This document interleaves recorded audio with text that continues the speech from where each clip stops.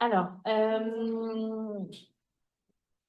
on va commencer cette table ronde par une introduction, un petit talk d'introduction par Laetitia Vito. Alors peut-être pour présenter Laetitia Vito avant toute chose. Donc Laetitia Vito, vous êtes autrice, vous êtes conférencière sur l'avenir du travail.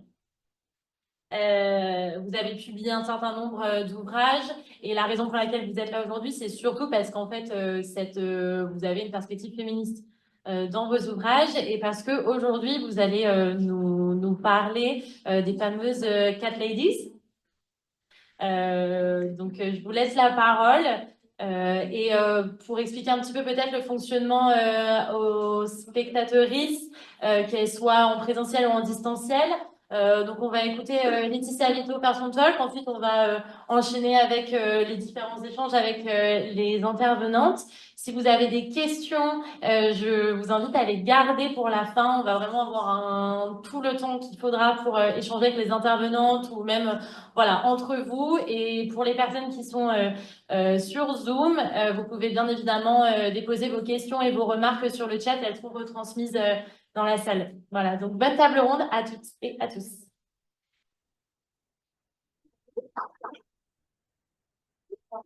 Est-ce que ça marche? Alors, il faut... Voilà. Yes. C'est bon. Je tiens la bonne distance. Ça résonne un peu.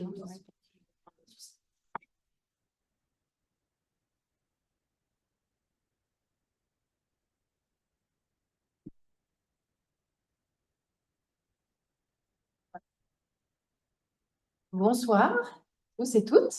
Peut-être pour compléter, parce que en effet, aujourd'hui, je me présente comme autrice et conférencière sur les mutations du travail avec une perspective féministe.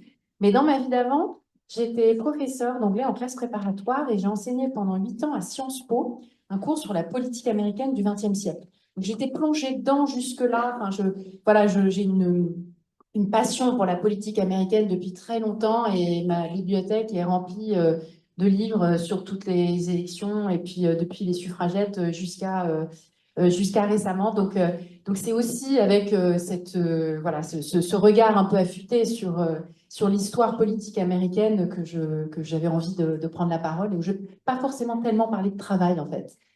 Plutôt parler d'autres choses. Et j'ai fait cette proposition de vous parler des femmes à chat, des fameuses Cat Ladies et de leur rôle dans ces élections américaines, avec ce titre un peu provocateur, et si les Cat Ladies prenaient le pouvoir demain? Alors, la première raison, c'est que tout est bon à prendre dans ce moment d'anxiété extrême dans lequel on se trouve par rapport aux élections, y compris de parler de chats et de leurs propriétaires, n'est-ce pas? Ça fait toujours du bien de parler des chats. Les femmes qui ont des chats, et parmi elles, celles qui vivent seules et n'ont pas d'enfants, ont longtemps représenté en fait une force politique et culturelle du progrès. On a déjà parlé des suffragettes, hein. Mais avant elles, évidemment parlé des sorcières, en tout cas de la figure de la sorcière qui a perduré au-delà des chasses aux sorcières, qui était également très importante dans l'histoire américaine, les suffragettes, mais également les abolitionnistes. Donc il y avait tout ce mouvement de femmes avant les suffragettes, puisque c'est vraiment avant la guerre civile américaine, de ces femmes qui souvent avaient des chats et qui se sont battus pour l'abolition de l'esclavage. Évidemment, des artistes, des écrivaines, des personnes influentes, les femmes à chat, elles sont toujours à l'avant-garde des mouvements sociaux et politiques, comme les chats eux-mêmes d'ailleurs. Les chats eux-mêmes, on les associe à la liberté, à l'indépendance, à la non-conformité. Ils ne se soumettent pas du tout, ils n'ont pas du tout besoin de leur maître. On les associe au mystère, notamment avec cette vie nocturne très, très importante. Et les propriétaires, c'est comme s'ils prenaient sur eux les qualités de leur chat. Je ne sais pas qui a un chat parmi vous. Qui sont les heureux propriétaires de chats? On a quand même une majorité de femmes et d'hommes à chat aussi. Alors les hommes à chat sont remarquables aussi. Donc les propriétaires, ils prennent sur eux un petit peu de ces qualités comme par métonymie. Vous voyez, cette figure de style qui fait que vous prenez la qualité de quelqu'un dont vous êtes proche ou de quelque chose dont vous êtes proche. Donc moi, je vais vous montrer que dans cette élection américaine, dans ces élections, parce qu'il n'y a pas seulement l'élection présidentielle, évidemment, il y a tout un tas d'élections au Congrès, l'intégralité de la Chambre des représentants, un tiers du Sénat, un certain nombre d'élections de gouverneurs, un certain nombre d'élections diverses et variées, de toutes sortes de postes. Enfin, c'est vraiment un grand rendez-vous électoral qui balaye l'intégralité du pouvoir politique à tous les échelons. Mais évidemment, c'est cette élection-là enfin, c'est la présidentielle qui, nous, en tout cas de l'étranger, nous intéresse le plus. Et c'est de celle-là dont je vais vous parler et vous montrer pourquoi les femmes achats jouent un rôle si important. À l'image de Taylor Swift, d'ailleurs, fièrement, enfin, Cat Lady revendiquée. Et que si, comme ça a déjà été dit précédemment, si Kamala Harris remporte l'élection, c'est vraiment à elle qu'on devra la victoire. Alors, je vous propose une petite explication en 3 temps. D'abord, peut-être un petit rappel de d'où vient cette histoire des Cat Ladies, là, des femmes à chat. Alors, c'est le colistier de Trump cet été, J.D. Vance.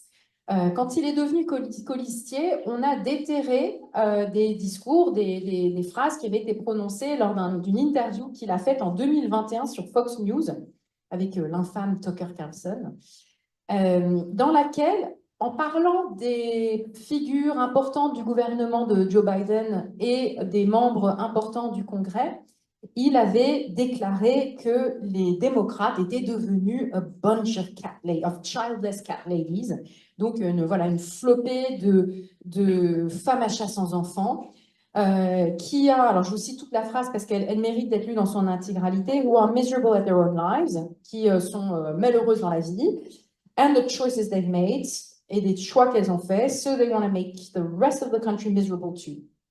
Donc elles veulent rendre tout le reste du pays malheureux.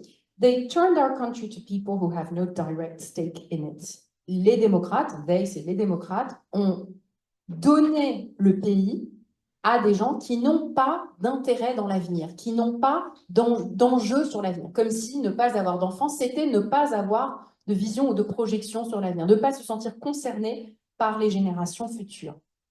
Ensuite, à cette remise en lumière, puisque ce n'étaient pas des paroles nouvelles, mais des paroles prononcées il y a 3 ans, il y a eu un énorme buzz dans les médias, vous avez sans doute vu passer ça, dans les réseaux sociaux. Il y a eu toute une série de mèmes dans les réseaux sociaux, alors côté républicain d'abord, puis ensuite côté démocrate encore plus fort, comme une espèce de vague, où on a mis en avant, bien sûr, à quel point toutes ces phrases étaient profondément toxiques. Les stars s'en sont mêlées. Jennifer Aniston qui a dit que c'est pas parce qu'on n'a pas d'enfants qu'on n'est pas concerné par l'avenir. Il y a Taylor Swift. Il y a voilà une catégorie de gens. Kamala Harris elle-même, elle s'en est emparée, pas forcément en parlant des chats, parce qu'elle-même d'ailleurs n'a pas de chat. C'est remarquable. Elle en aura peut-être un jour, mais elle n'a pas de pet. Ceci dit, elle est solidaire des Cat Ladies et peut-être qu'elle n'a pas le temps de s'occuper d'un animal domestique, ça se comprend. Mais elle-même s'en est mêlée, en tout cas, sur cette idée qu'on n'avait pas d'intérêt dans l'avenir quand on n'a pas d'enfant. Donc, elle a dit, moi, je suis belle-mère, elle a des belles filles, hein, par son époux. Mais voilà, beaucoup d'intellectuels et Harris elle-même ont dit les femmes, les childless cat ladies, elles sont enseignantes, elles sont soignantes, elles sont tantes, elles sont cousines, elles sont voisines, elles ont des relations profondes, impactantes avec des personnes plus jeunes.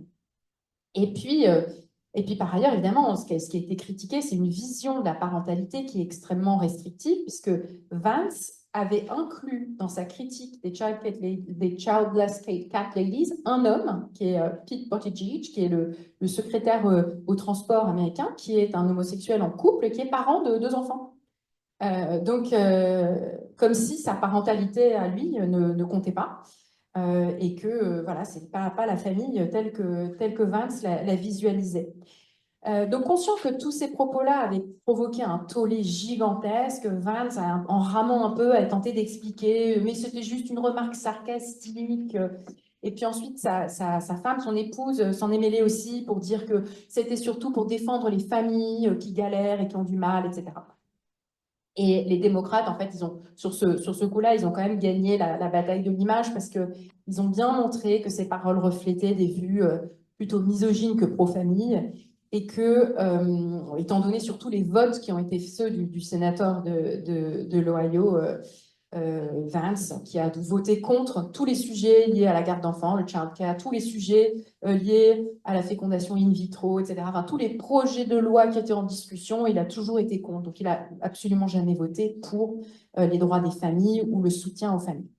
Alors ça, c'est pour le petit rappel des faits. La deuxième chose dont je voulais vous parler, évidemment, c'est de deux sujets qui sont centraux dans cette élection, qui sont la famille, j'ai évoqué, et l'avortement. C'est des thèmes omniprésents, hein, comme on le voit à travers la figure des Childless Cat Ladies. En fait, ces deux sujets, famille et avortement, sont présents, enfin, sont centraux dans l'élection d'une manière inédite par rapport aux élections précédentes. Parce qu'il y a un certain nombre de spécificités. D'abord, l'avortement, évidemment, on en a déjà un petit peu parlé, vous le savez, il joue un rôle spécifique. En 2020, lors de la précédente élection présidentielle, c'était encore une guerre culturelle aussi, c'était déjà une guerre culturelle, mais de l'autre côté républicain. C'était un mouvement puissant, comme pendant les 50 années qui ont précédé, qui était un moteur politique de mobilisation du camp démocrate, du camp républicain, pardon, et en particulier de cette alliance avec les électeurs évangélistes qui ont joué sur le long terme cette mobilisation pour, dans une stratégie assez systématique, former puis nommer des juges dans les différentes cours du pays et ensuite des juges à la Cour suprême de manière à détruire l'arrêt de la Cour suprême Roe v. Wade de 1973 qui donnait aux femmes américaines le droit de disposer librement de leur corps. Donc ça a été chose faite, la destruction de Roe v. Wade en 2022. Donc c'est vraiment entre deux cycles électoraux, avec cet arrêt Dobbs versus Jackson's Women's Health Organization, qui a annulé Roe v. Wade et qui a renvoyé le sujet des droits reproductifs et le sujet de l'avortement aux différents États. Donc c'était comme un rempart qui a tombé, ou je dirais un dernier rempart qui est tombé, parce que concrètement, le droit à l'avortement, il était déjà très inégalitaire et l'accès à la contraception très insuffisant, en particulier dans certains États.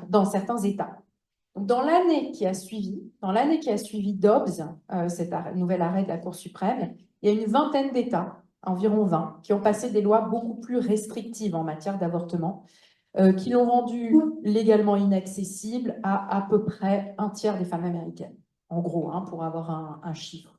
Évidemment, les États, ceux qui ont mis en place des interdictions quasiment totales, c'est le Texas, la Louisiane, l'Oklahoma, le Mississippi, l'Alabama, hein, les États du Sud profond, comme on dit, le Deep South, le Kentucky, la Virginie occidentale, l'Indiana, etc. Et puis d'autres États qui ont mis des restrictions légèrement moins dures, mais néanmoins très très restrictives, l'Utah, l'Arizona, le Nebraska, la Floride, la Géorgie, très important puisque c'est un des swing states, la Caroline du Nord, un autre swing state, où ce sujet évidemment est extraordinairement mobilisateur aujourd'hui. Et donc on a réalisé, suite à 2022, dans tout le pays, à quel point tout d'un coup, le sujet était devenu, pratiquement du jour au lendemain, extraordinairement mobilisateur du côté des démocrates et du côté des femmes. Et c'est là que c'est inédit, c'est que voilà, ça mobilise de l'autre côté. Donc ça a mobilisé les républicains hier, ça mobilise les démocrates aujourd'hui. Et 2 ans après, la fin de Roe v. Wade, on a déjà évidemment des tas d'histoires tragiques qui ont été mises en lumière par tout un tas de personnalités, des femmes décédées parce que privées d'accès aux soins, parce qu'elles faisaient une fausse couche, parce que les médecins ne les soignent pas, de peur des poursuites. Enfin, voilà, il y a toute une série de décès et d'histoires tragiques qui ont été déjà mises en lumière et qui font que voilà, l'avortement, de manière inédite, est mobilisateur du côté démocrate et très, très mobilisateur. Le deuxième sujet, c'est l'ensemble des politiques familiales sur fond d'une très grande anxiété autour de la démographie. Alors, ce n'est pas forcément nouveau, hein, le sujet des politiques familiales, on en parle depuis longtemps aux États-Unis. Ce qui est nouveau, c'est qu'il y a eu un recensement en 2020, il y a un recensement tous les 10 ans. Et le recensement américain, c'est très différent de ce qu'on fait en France avec l'INSEE, parce que le recensement américain, on compte absolument tout le monde. Et ça a lieu seulement tous les 10 ans et ça a des conséquences politiques énormes parce qu'on redistribue le poids politique de chacun des États, hein, dans ce pays qui est une fédération d'États. Et donc, ça a un poids énorme. Et ce qu'on a constaté, c'est à quel point la société américaine avait déjà changé, parce qu'on collecte énormément de données. Cette agence fédérale qui est le bureau du recensement collecte énormément de données. Et donc, on a vu que voilà, la fécondité avait énormément baissé. Alors, en 2021, le taux de fécondité était 1,66, alors que la population américaine était quand même toujours plutôt très jeune et vigoureuse. Et tout d'un coup, il y avait cette espèce d'impression de ralentissement, que le nombre de personnes sans enfants avait énormément augmenté, que le nombre de personnes vivant seules avait aussi énormément augmenté, et évidemment aussi que la population avait vieilli, un peu comme la vieille Europe, et que les États-Unis, et surtout certaines figures qui s'inquiètent d'un déclin démographique, voyaient cette population qui vieillit et qui décline avec une anxiété très forte. C'est ce qu'on sent très bien chez des personnalités comme Elon Musk, qui en parlent avec vraiment cette espèce de peur du déclin, de la disparition, de la perte de la puissance liée à la baisse de la fécondité. Enfin, comme si le pays c'était lui en fait et qu'on attaquait sa puissance fertile. Enfin, pour cause, lui il a fait combien? 10, 11 enfants, 12, 12, et il y en a peut-être d'autres cachés encore. Et puis il propose son sperme à tout le monde en plus. Et donc, sur ce fond de cette anxiété démographique, il y a beaucoup de masculinistes, de libertariens, enfin, dont Elon Musk, et qui ont commencé à s'emparer du sujet et à tenir des discours assez douteux sur le sujet de la fécondité et puis de la démographie. Il ne faut pas oublier aussi qu'entre 2020 et aujourd'hui, c'est passé la pandémie. On n'en parle pas du tout. C'est fou comme on n'en parle pas, comme on l'a oublié, qu'on en fait un sujet tabou. Il y a eu 1,3 million de morts aux États-Unis. 1,3 million de morts. Enfin, je vais quand même se rappeler un peu de ce chiffre. C'est fou comme on l'oublie. Et qui avait révélé plusieurs choses. Non seulement, évidemment, notre mortalité et leur mortalité à eux, sur fond de systèmes de santé défaillants, ou en tout cas peu accessibles, mais aussi révélé à quel point la pénalité maternelle était forte aux États-Unis. Donc, ces femmes à la maison, faute de childcare, faute d'école, parce que les écoles sont restées fermées très très longtemps, beaucoup beaucoup plus longtemps qu'en France, une année entière sans école, coincées à la maison avec les enfants en bas âge, ne pouvaient pas travailler. Donc il y a comme ça des millions de femmes, quel que soit leur métier, qui ont dû s'arrêter de travailler pendant une durée très longue, une année, voire 2 années pour certaines. Et puis surtout, l'accès au childcare a mis vraiment longtemps à redémarrer parce qu'on a eu un mal fou à recruter le personnel nécessaire, après en plus ce temps d'arrêt important, et les prix se sont envolés beaucoup plus vite que l'inflation. Donc l'accès à la garde d'enfants, voilà, est sujet énorme. Et les millions de mères qui ont été privées de retour au travail, ça représentait aussi un coût colossal pour l'économie et évidemment pour les femmes concernées qui se sont appauvries. Donc tout ça, c'est pour le contexte où on voit que ces politiques familiales, et c'est pour ça que je reste dans le sujet aussi PAF, sur ces sujets-là, dans le contexte américain, on en parle et on en parle plus qu'avant. Là aussi, un petit rappel sur les politiques familiales aux États-Unis, il n'y a pas de congé maternité rémunéré. Il n'y a pas de congé maternité rémunéré, c'est seulement certains employeurs qui l'accordent à leurs salariés pour mieux les fidéliser. Et ce n'est que depuis Bill Clinton, en 1992, que les femmes ont le droit de ne pas se faire virer quand elles partent en congé maternité. Enfin, le seul droit qu'elles ont, c'est de revenir à leur poste. Elles n'ont pas de revenus, rien, mais elles ont le droit de ne pas perdre leur travail. Ça, c'était une petite révolution en 1992.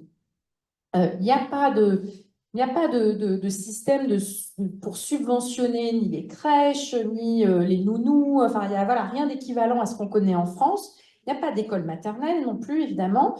Et je le disais, le childcare est extrêmement cher. Donc, beaucoup de familles ne peuvent pas se l'offrir et ce calcul tout le temps problématique qui est fait de « Ah, mon revenu à moi, mère, ne couvre même pas le coût du childcare, donc ça ne vaut pas la peine que je travaille. » Et puis, pour beaucoup, c'est simplement une impossibilité. Elles s'arrêtent de travailler. Quand on regarde la fiscalité, il n'y a pas non plus il y a pas de quotient familial aux États-Unis. Donc, avoir des enfants, ça coûte très, très, très cher parce qu'on ne récupère pas la fameuse demi-part par enfant. Ça n'existe pas. Il y a effectivement un Child Tax Credit, mais qui est plafonné à $2000. C'est extrêmement peu. Vous voyez, en termes la fiscalité n'est pas du tout favorable et elle a figuré dans les débats pendant les élections de cette année, des deux côtés, côté Vance et côté Tim Walz, les deux, quand ils ont débattu, ils ont parlé de ça. Et finalement, les deux parlaient de la même chose, sauf que Vance parlait de la fiscalité pour punir les gens sans enfants, alors que Tim Walz parlait de la fiscalité pour soutenir les gens avec enfants. Mais finalement, il ne disait pas quelque chose de si différent. Il disait de mettre en place l'équivalent de ce qu'on appellerait un quotient familial pour que les gens avec enfants que le coût en fait soit pas absolument exorbitant, ce qu'il est devenu. Et puis enfin, à propos politique familiale, tout ce qui est contraception, avortement, PMA, FIV, etc., même quand c'est légal, ça n'est pas forcément remboursé. C'est-à-dire que vous avez, alors il y avait une grosse lutte avec Obamacare en 2010 pour avoir une partie de ces services, de ces soins qui seraient pris en charge par des compagnies d'assurance, mais ça a été un combat énorme sur fond de guerre culturelle. Donc il y a beaucoup de gens qui ne sont pas couverts pour ça. Et puis les prix de ces prestations, de ces services, de ces soins, de ces médicaments sont 2, 3, 4, 5 fois plus élevés qu'ils le sont en France. Par exemple, un accouchement normal, enfin sans césarienne, c'est au minimum 8 000 $ quand vous avez une assurance. Et c'est 20 000 $ quand vous n'avez pas d'assurance. Voilà, 20 000 $. Et la césarienne, c'est plus. Bien sûr, dès que vous avez une césarienne, c'est plus. Donc vraiment, faut mettre ça en perspective. Donc Joe Biden, il s'est attaqué à beaucoup de ces sujets. Il avait, dans le grand plan de relance post-Covid, il avait voulu faire de la garde d'enfants un grand sujet d'infrastructure. Mais il n'en est pas resté grand-chose parce que quand c'est passé au Congrès, ils ont tout éjecté, avec ces républicains totalement hostiles à toute présentation du sujet des politiques familiales comme un sujet politique. Pour eux, c'est de la responsabilité des individus et des familles. Ça n'est pas un sujet d'État, ça n'est pas un sujet politique. Donc ça ne bouge pas, alors qu'il y a des mouvements et des mobilisations extrêmement fortes depuis déjà des décennies sur tous ces sujets-là. Mais les Américains, et en particulier les femmes, sont de plus en plus frustrées. Et je le rappelle aussi à cause de l'inflation des coûts. Et donc, elles sont en colère, elles sont incroyablement mobilisées, qu'elles aient des enfants ou pas, sur les sujets de l'avortement, sur les sujets de la famille, quel que soit, voilà, qu'elles aient des enfants ou pas. Ça m'amène à ma dernière partie. Alors, est-ce que les Childless Cat Ladies, c'est une force politique? Oui, un grand oui. D'abord, les femmes sans enfants, les femmes seules, dont beaucoup ont des enfants, les femmes seules avec enfants et les femmes seules sans enfants, les femmes à chat, qui peuvent être dans plusieurs des catégories que j'ai citées, elles sont très nombreuses. Alors, quelques chiffres. Plus de la moitié des femmes américaines sont célibataires, divorcées, séparées ou veuves. Déjà, les femmes seules, voilà, c'est énormément de monde. En 10 ans, la part des femmes non mariées a augmenté de 20%. Donc, depuis le recensement précédent, plus 20%. Pour les chats, il y a 75 millions de chats aux États-Unis, j'ai vérifié, environ 75 millions de chats. Alors, je ne serais pas capable de vous dire le nombre précis de childless cat ladies. C'est impossible de croiser ces données, je n'ai pas ces statistiques-là. On peut parier qu'il y en a pas mal, parce qu'il y a au moins 60% des propriétaires de chats qui sont des femmes. C'est voilà, 60-40 à peu près, d'après certains sondages. Donc, ça fait sans doute des millions de childless cat ladies, on ne sait pas exactement combien. En tout cas, en général, les femmes seules, avec ou sans enfants, avec ou sans chat, sont une force politique croissante, notamment dans les grandes villes, et elles sont beaucoup plus urbaines. Et c'était déjà le thème d'un livre extraordinaire que j'ai lu il y a plusieurs années, qui est paru en 2016, au moment du traumatisme de la victoire de Trump et de la défaite de Hillary Clinton, de 2016, on ne l'a pas encore digéré. Donc elle avait déjà écrit ça juste avant l'élection. Son livre s'appelait All the Single Ladies, toutes ces femmes non mariées et la montée d'un pouvoir indépendant ou d'un contre-pouvoir indépendant. Celle qu'il a écrit, c'est la journaliste Rebecca Traister, certains connaissent peut-être, qui écrit beaucoup dans The Atlantic, qui écrit dans dans des médias que Trump déteste, évidemment, et qui, dans ce livre, est remarquable. Elle a montré que les femmes célibataires, les femmes seules, alors avec ou sans enfants, ont toujours joué un rôle important dans l'histoire. Elle parle des abolitionnistes, elle parle du rôle qu'elles ont joué pour abolir l'esclavage, elle parle des suffragettes, elle parle voilà, de tout ce qui se fait aussi au niveau local, au niveau des villes. Elle montre que ces femmes seules reflètent un pouvoir économique beaucoup plus grand des femmes. C'est-à-dire le fait qu'il y ait tant de femmes seules, ça reflète aussi des victoires féministes parce que si on n'est pas obligé de vivre avec quelqu'un ou de rester avec quelqu'un qu'on n'aime pas ou qui est violent avec vous, c'est parce qu'on peut s'en sortir économiquement. Donc c'est le signe, évidemment, d'une plus grande émancipation, d'une plus grande liberté. Elle explique le pouvoir culturel croissant de ces femmes, le poids politique absolument déterminant qu'elles jouent, parce qu'elles sont, de manière écrasante, elles sont démocrates, mais écrasantes. C'est l'écrasante majorité. On parle de plus de 80% des femmes seules, quelque chose comme entre, ça dépend des catégories, après il y a des sous-catégories, mais c'est beaucoup, beaucoup, beaucoup plus que la moitié. Elles sont plus nombreuses, elles sont plus mobilisées, elles sont moins pauvres qu'avant, même s'il reste encore beaucoup de pauvreté parmi les femmes seules. Et donc, pour Rebecca Traister, elles ont le pouvoir de changer la société pour plus de soins, pour plus de solidarité, pour plus de liberté. Ces single ladies, elles amènent des tas de victoires féministes et c'est voilà, de dire qu'aujourd'hui, il y a des raisons de penser que leur poids va faire la différence ou peut faire la différence. C'est qu'elles sont extraordinairement mobilisées, plus qu'auparavant. Que, là aussi, ça a été évoqué par Marie-Nadine, le gender gap électoral n'a jamais été aussi grand depuis plus d'un siècle que les femmes américaines votent.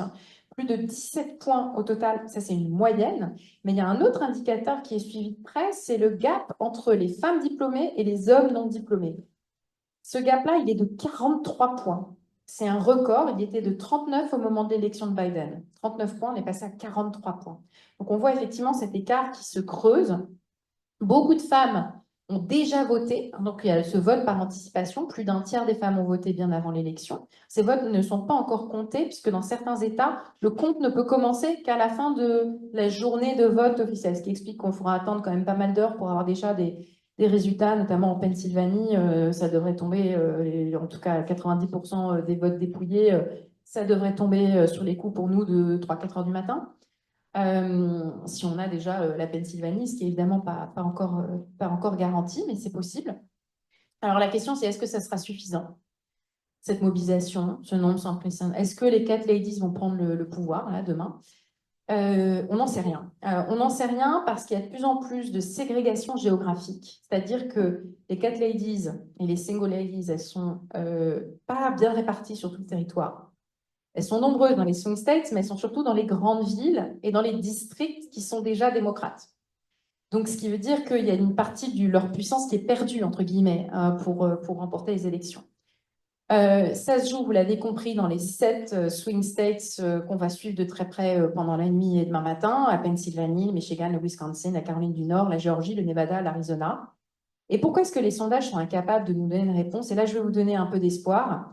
Même si je dis on n'en sait rien, il y a plusieurs biais. Côté démocrate, on est extrêmement prudent par superstition. Et moi, par superstition, je n'ose pas dire que c'est gagné tellement je suis encore traumatisée par 2016. Et avant ça, par l'an 2000 aussi, hein, par l'élection de 2000. Et donc, très prudent. Les médias et les instituts de sondage extrêmement prudents de peur d'être décrédibilisés.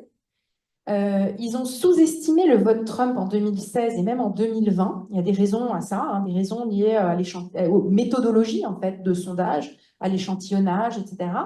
Et donc, ils ont fait des corrections pour pondérer différemment ce qu'ils avaient mal appréhendé. Et on ne sait pas, enfin, il est tout à fait possible en fait, qu'aujourd'hui, ils sous-estiment le vote de Kamala Harris parce qu'il pourrait être allé trop loin dans la pondération du vote Trump.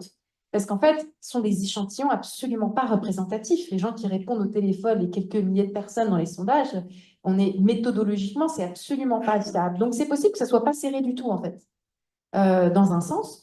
D'un autre côté, on peut aussi se dire que c'est peut-être toujours pas assez. C'est peut-être toujours pas assez. Il y avait cette théorie des shy Trump voters, des gens qui n'osent pas avouer qu'ils votent Trump. Peut-être qu'aujourd'hui, mais moi, je ne crois plus qu'il y a tellement de shy voters maintenant. Ils ne sont pas shy du tout, en fait. Hein. Ils s'expriment non-stop. Ouais, je n'ai pas tellement l'impression. Je suis plutôt positive là-dessus parce que j'ai quand même l'impression qu'on est allé trop loin dans la correction pour donner plus de poids au vote de Trump. Et puis, du côté républicain, à l'inverse, on gonfle la puissance de Trump, ce qui permettra ensuite de contester les résultats du vote pour dire ah, mais c'est pas lié, etc. Donc, il y a un double biais, en fait, hein, des deux côtés. Donc, on ne sait même pas si c'est si serré que ça, en réalité. Voilà, donc on saura une partie, on saura certaines choses cette nuit. Pas sûr qu'on ait les résultats. Il y a 4 ans, c'était samedi hein, qu'on avait eu les résultats. Donc voilà, on va voir. En tout cas, c'est vive les Childless Cat Ladies, hein, c'est ça ma phrase de fin. Puisse-t-elle faire basculer cette élection présidentielle et toutes les autres élections qui ont lieu aujourd'hui.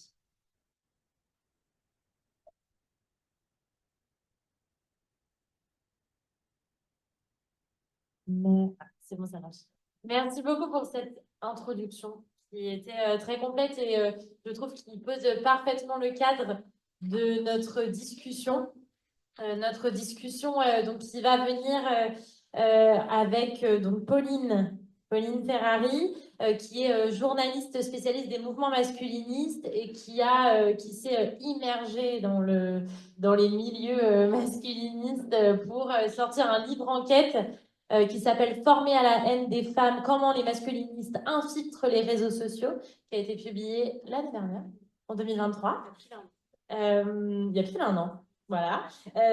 Et Stéphanie Lamy, qui est une militante féministe et qui est aussi une chercheuse donc spécialisée dans les guerres de l'information et qui, pour le coup, ce mois-ci, début du mois d'octobre, a sorti un livre qui s'appelle La terreur masculiniste. Toutes les trois, depuis vos perspectives et depuis vos expériences personnelles, professionnelles et voilà, vos savoirs, vous allez pouvoir nous parler des masculinismes.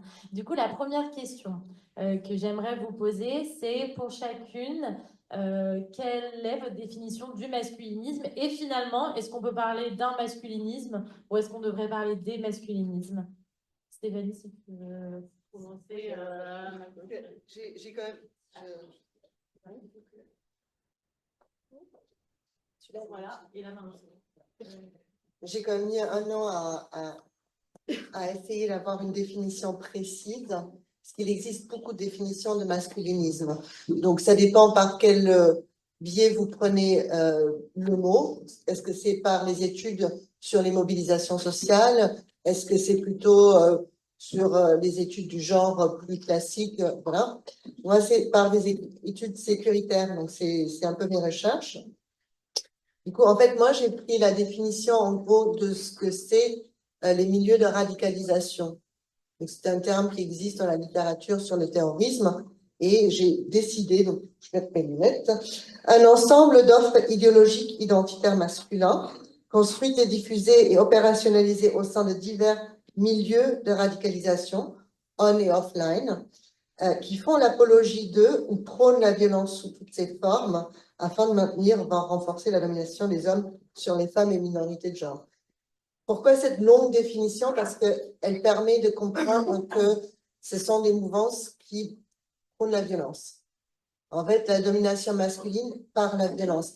Et toutes les formes de violence, et c'est là où mon précédent livre, en fait, qui travaillait en fait la désinformation, mais pas que la désinformation, c'est toutes les opérations sémantiques, y compris les cyberviolences.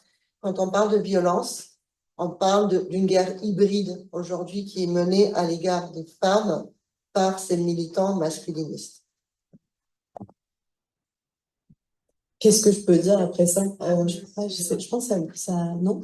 Non, ok. C'est très complet comme définition. Moi, ce que j'utilise comme définition, ça a l'air dans celui-là. Peut-être si tu veux que je. Voilà. Pardon, j'ai fait une fine prise de lien. Moi, ce que j'utilise comme définition dans mon enquête, et on a des perspectives très complémentaires avec Stéphanie, moi, je me base beaucoup sur la science politique et les réseaux sociaux aussi. Qu'est-ce qu'on appelle les masculins sur Internet? Masculinisme, c'est un terme qu'on utilise à la base entre féministes pour désigner des hommes antiféministes. Moi, je dis que c'est un mouvement social et politique qui vise à mettre en pratique l'antiféminisme. C'est-à-dire, ils sont pas juste antiféministes en mode ils détestent le féminisme, ils mettent ça de manière pratico-pratique, notamment par la violence, et tu l'as dit très très bien, que cette violence elle soit en ligne ou hors ligne, pour faire régresser les droits des femmes et des minorités de genre. On en reparlera peut-être, Mais quand on parle de questions de genre dans l'élection américaine, il y a un truc qu'on n'a pas abordé encore, c'est la question des personnes LGBTQIA+, et notamment la question des personnes trans, qui est très majeure dans cette élection en matière de désinformation. Bref, on va en reparler. Mais voilà, les mouvements masculinistes, et dans la question que tu posais, c'est en fait, est-ce qu'on doit parler des masculinismes? En effet, parce que ce que moi j'ai observé dans mon travail et mon enquête, c'est que maintenant on ne peut pas tracer un portrait robot simple de c'est quoi un mascu. Peut-être il y a 10-15 ans on pouvait le faire, mais en fait aujourd'hui, à tel point que ça s'est diffusé comme modèle, maintenant, il y a un masculinisme par type d'homme. Il y a du masculinisme plutôt porté sur la séduction.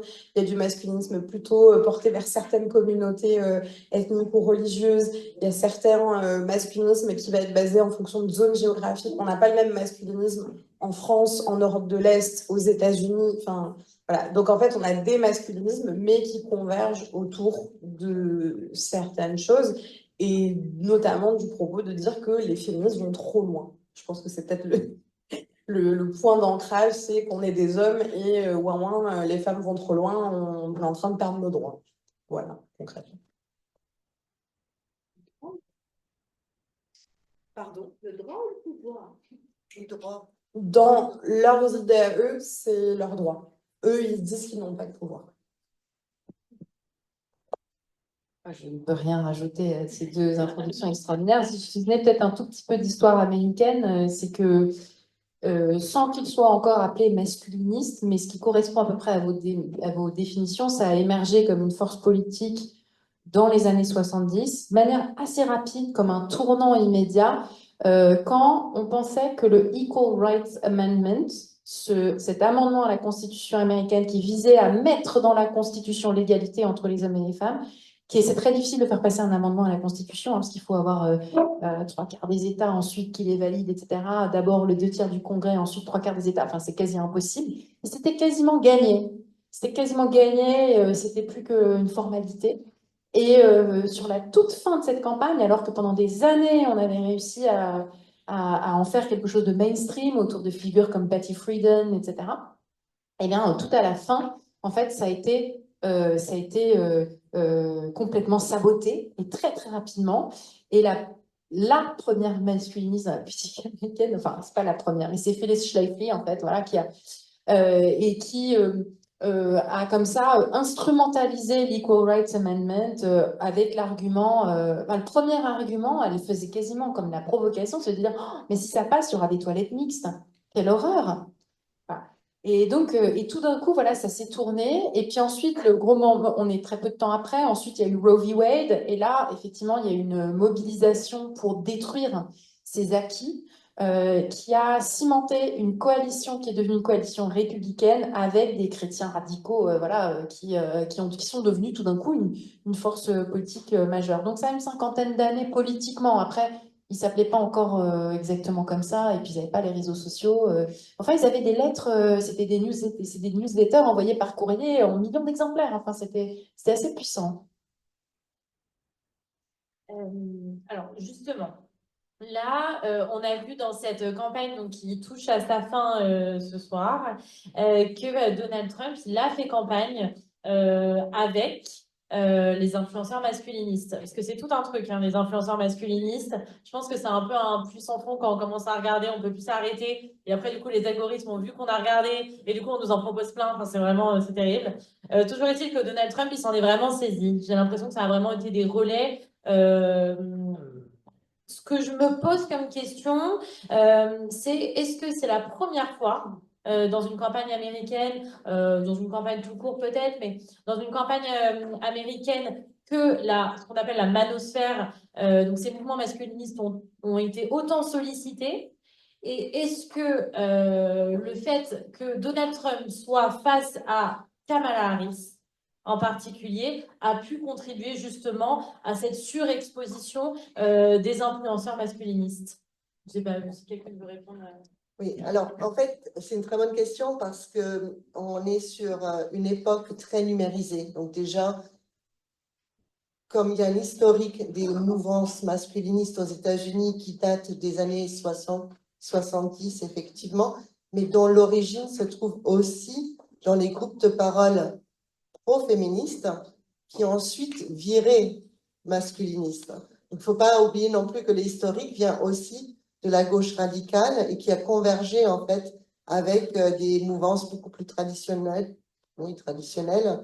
Moi, j'appelle ça les christofascistes aujourd'hui. Mais en 2014 a eu lieu un énorme harcèlement, cyberharcèlement, dans le monde du jeu vidéo de deux journalistes. Non, une développeuse et une journaliste. Et en fait, ce mouvement, en fait, ce harcèlement s'appelait Gamergate. Gamergate, vous en avez peut-être entendu parler ou pas. Donc, c'était le moment, en fait, où la manosphère, on appelle ça la manosphère, c'était des groupes un peu isolés qui ont été structurés par ce harcèlement. Donc, cette mobilisation massive de masculinisme, de plein d'obédiences différentes. J'utilise vraiment des termes sécuritaires. Hein. Pour moi, c'est pas des influenceurs, c'est des prédicateurs. Donc, voilà. Donc, on est sur des prédicateurs masculinistes qui sont en fait consolidés, structurés et pilotés par Breitbart, la rédaction de Steve Bannon, qui était devenu ensuite pendant un court temps, le chef de cabinet de Donald Trump en 2015. Donc, Steve Bannon et Milo, qui était un journaliste anglais, gay, mais qui aujourd'hui fait partie d'un mouvement de ex-gays, qui prône les thérapies de conversion, donc la torture. Et Milo a piloté donc cette énorme campagne de harcèlement à l'égard des femmes dans le jeu vidéo. Maintenant, cette mobilisation, elle a structuré vraiment la manosphère américaine. Et ce modèle-là a été dupliqué ailleurs. Il a été dupliqué au Brésil, il a été dupliqué en Argentine, en Corée du Sud. Donc la manière dont Donald Trump, en tout cas son cabinet, a mobilisé ses forces vives politiques, c'est assez unique, notamment grâce au numérique. Sur cette question-là, des influenceurs, en tout cas des prédicateurs, toi tu dis, j'aime beaucoup ce terme, des prédicateurs. Alors, comme tu l'expliques très bien, il y a des précédents, hein, notamment avec l'affaire du Gamergate. On pourrait reparler aussi de l'affaire des Amber Heard, bref, beaucoup de choses. Mais en tout cas, pour dire, moi, je trouve en tout cas que c'est la première fois que c'est aussi visible. C'est que c'est aussi vocal. C'est-à-dire, on est presque sur un, pardonnez-moi la référence, un Macron, McFly et Carlito. C'est très, enfin, je veux dire, c'est dans les yeux, quoi. Là où, jusqu'à présent, pour Breitbart, pour Milo Yiannopoulos, c'était quand même, j'avais l'impression, en tout cas, que c'était affiché beaucoup moins clairement, parce que jusqu'à il y a quelques années, les masculinistes, ces influenceurs du masculinisme, n'étaient pas vus comme des gens peut-être très fréquentables. Ils étaient des gens qui avaient du pouvoir, bien sûr, mais s'afficher avec eux, voilà, c'était des gens un peu border, un peu limite, voilà. Là, j'ai l'impression que maintenant, on a quand même des vidéos de Donald Trump avec les frères Paul, donc Jake et Logan Paul, qui, pour rappel, parmi leurs nombreuses bévues, sont allés dans une forêt au Japon pour filmer des corps pendus dans une forêt. D'accord, et les montrer sur YouTube, notamment. Insultent les femmes très régulièrement. La nouvelle amie de Donald Trump, c'est une conspirationniste d'extrême droite qui passe son temps à dire que le 11 septembre n'a pas vraiment existé. Voilà, on est sur ce genre d'ambiance actuellement. Donc là, c'est la première fois où c'est aussi visible, où c'est aussi frontal.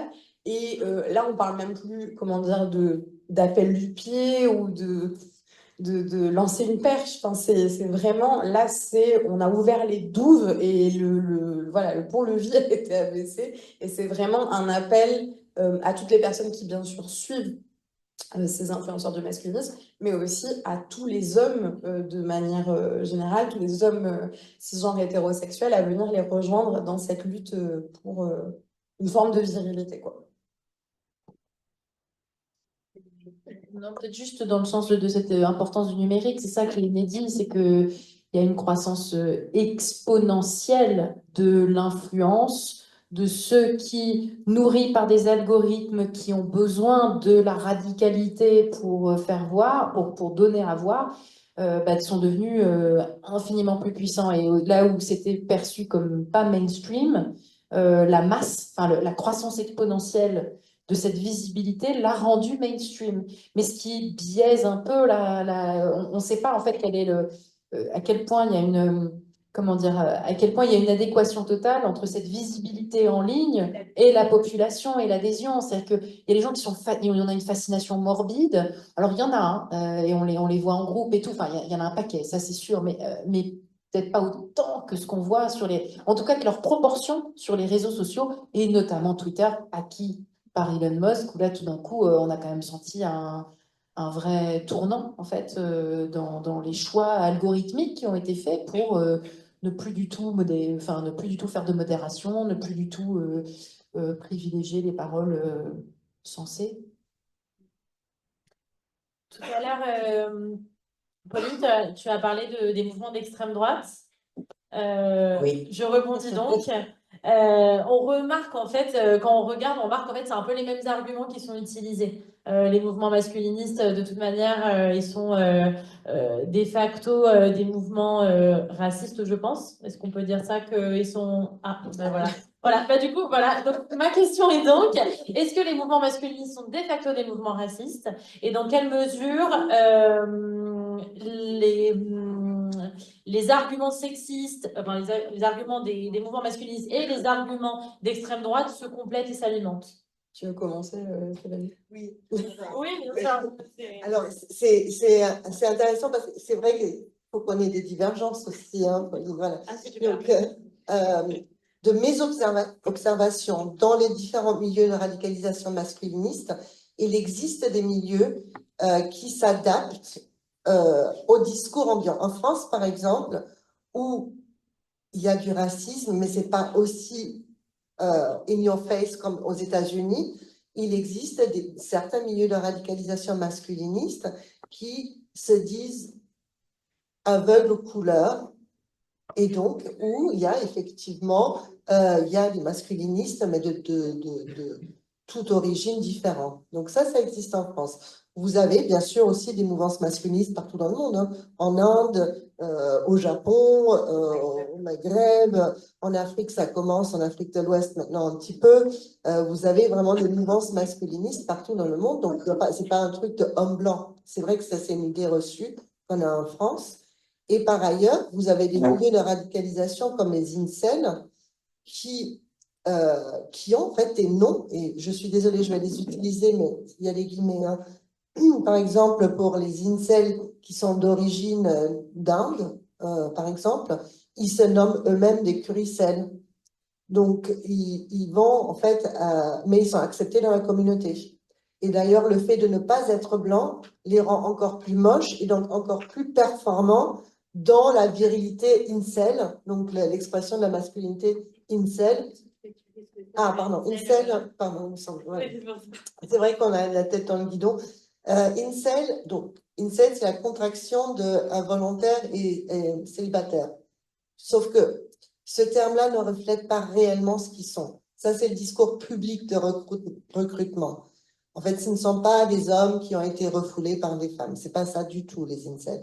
Les incels, en fait, leur idéologie, et je vais aller très loin, leur idéologie se fonde sur une forme de oppression génétique où ils sont moches, ils se disent moches, et donc la société leur doit des corps de femmes génétiquement supérieurs.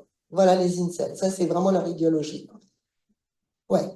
Donc, à partir du moment, le plus on cumule des facteurs de discrimination, parce qu'ils arrivent bien à récupérer aussi les discours féministes, hein, plus ils vont cumuler des facteurs d'oppression, plus ils performent leur incélitude.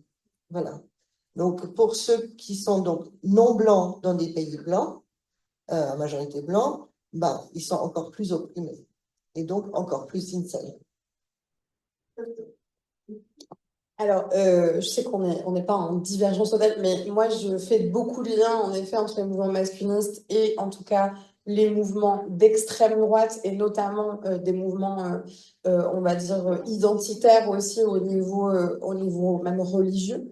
Et notamment sur cette élection américaine, j'ai trouvé qu'il y avait beaucoup de signes de vouloir s'adresser aux hommes blancs, mais pas que. Dans le sens où moi je pars du principe que tous les masculinistes ne sont pas d'extrême droite, parce qu'il y en a à l'extrême gauche aussi, il ne faut pas l'oublier.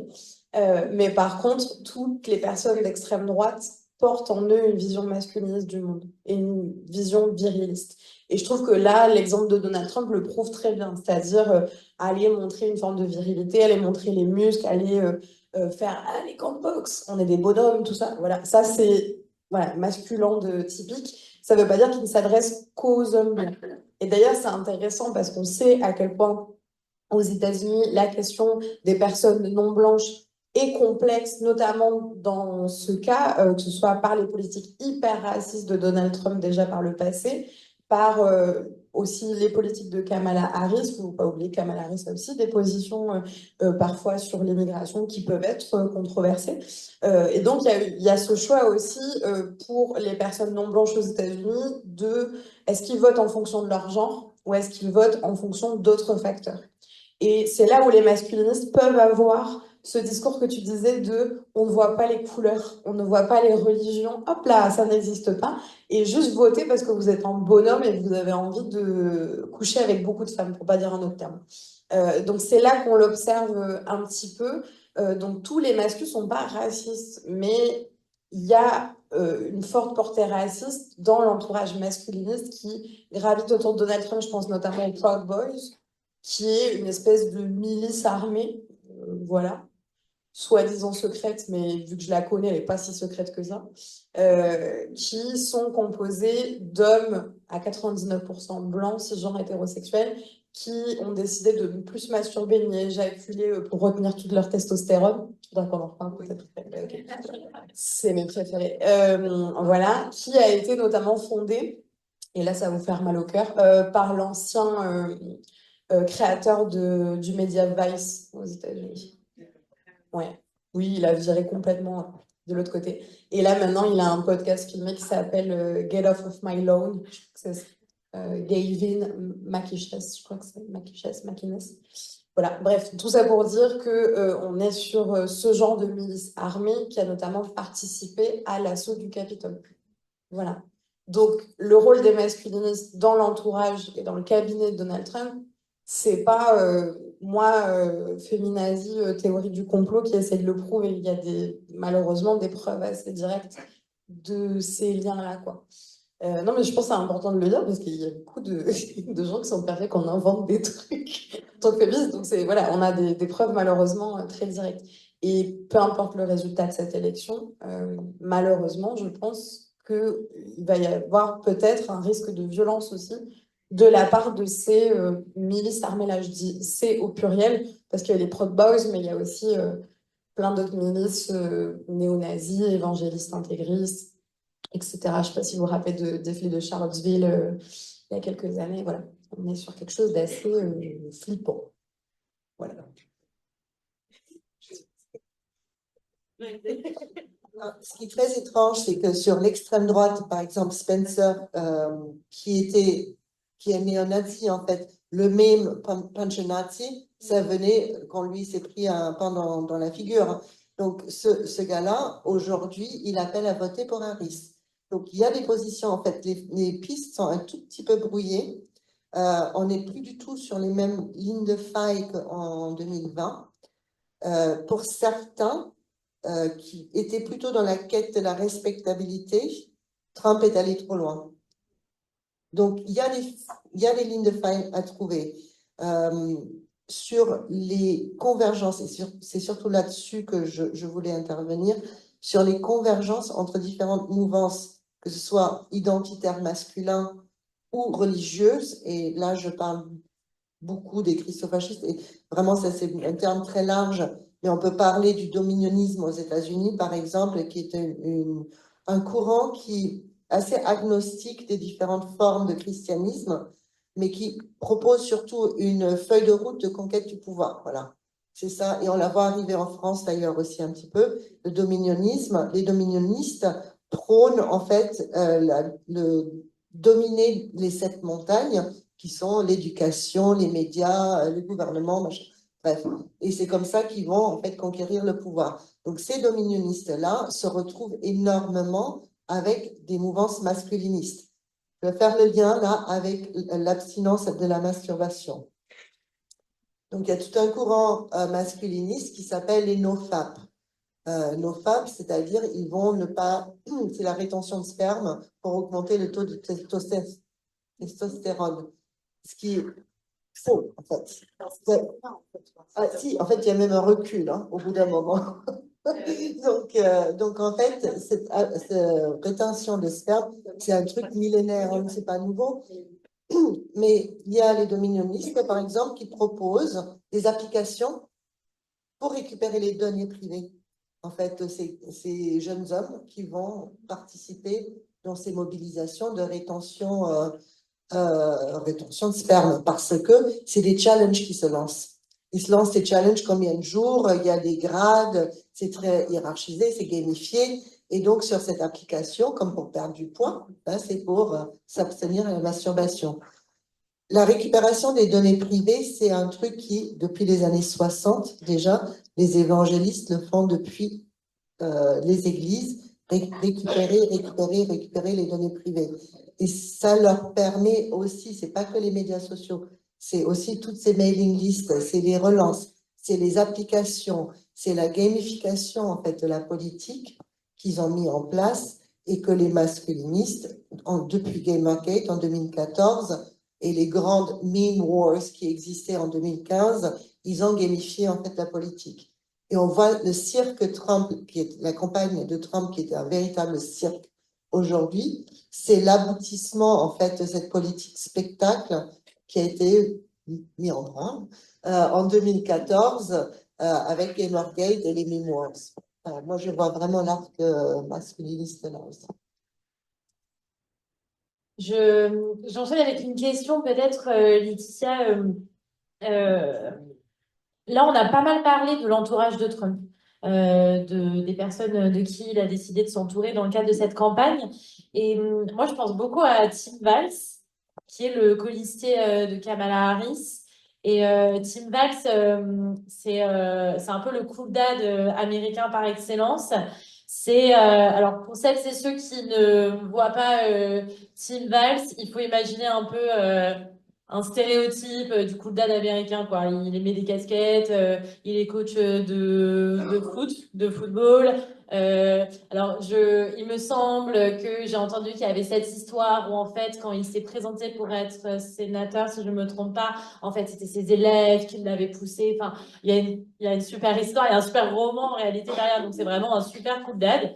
Et là, je trouve quand même que dans cette élection, on a deux modèles de la virilité, qui sont vraiment diamétralement opposés. Donc évidemment, dans les campagnes de Kamala Harris et dans les campagnes de Donald Trump, des outils de communication qui sont différents, mais surtout dans le choix de Tim Walz.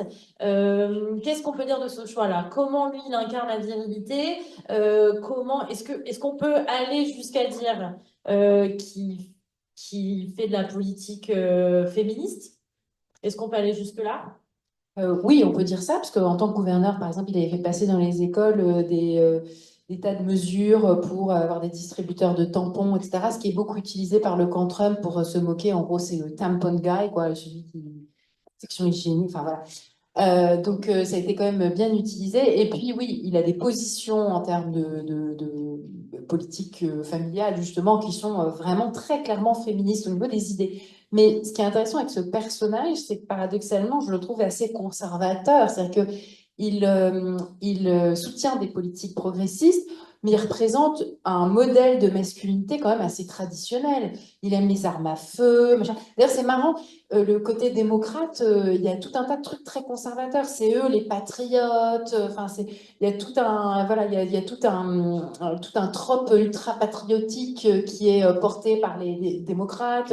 Protection du pays, ils sont très attention aux immigrés illégaux, etc. Enfin, bon, plein de choses. Ils sont quand même très conservateurs. Et Tim Walz, c'est une vision de la masculinité quand même qui laisse pas la place à de l'ambiguïté, quoi. C'est un mec, c'est un vrai. Enfin, voilà. Hein.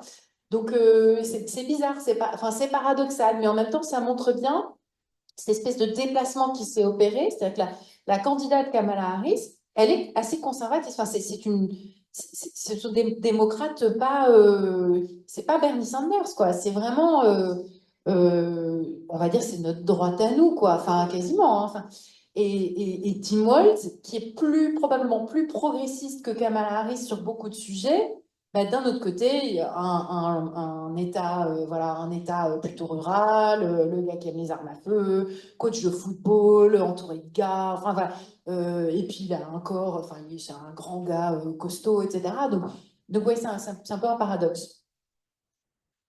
Et la campagne justement de Kamala Harris, elle a été beaucoup basée sur la joie. Moi, c'est quelque chose qui m'interpelle beaucoup, la différence entre une campagne présidentielle en France et aux États-Unis, sur un petit peu ce qu'incarnent les personnages politiques, sur ce qu'elles sont autorisées à dire ou à faire. Je sais que par exemple aux États-Unis, c'était tout à fait normal de voir Barack Obama en jogging, par exemple. Enfin, c'était normal et même c'était super, quoi. En France, si on voit Emmanuel Macron en jogging, on le verra pas, quoi. Et, ouais, Il s'est mis en scène en train de faire de la boxe, en voilà. montrant ses muscles et tout. Lui aussi, il a fait une mise en scène de la virilité. Ouais, voilà, ouais.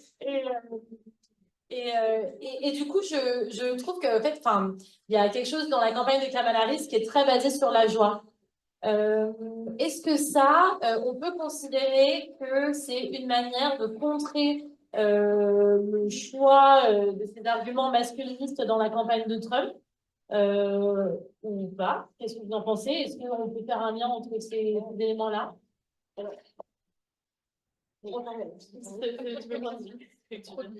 En fait, ce qui est très intéressant, moi, souvent en relations internationales, on oppose en fait les énergies féminines avec le welfare state, les choses comme ça, donc Kamala Harris, et les États plus militarisés, plus autoritaires avec une masculinité.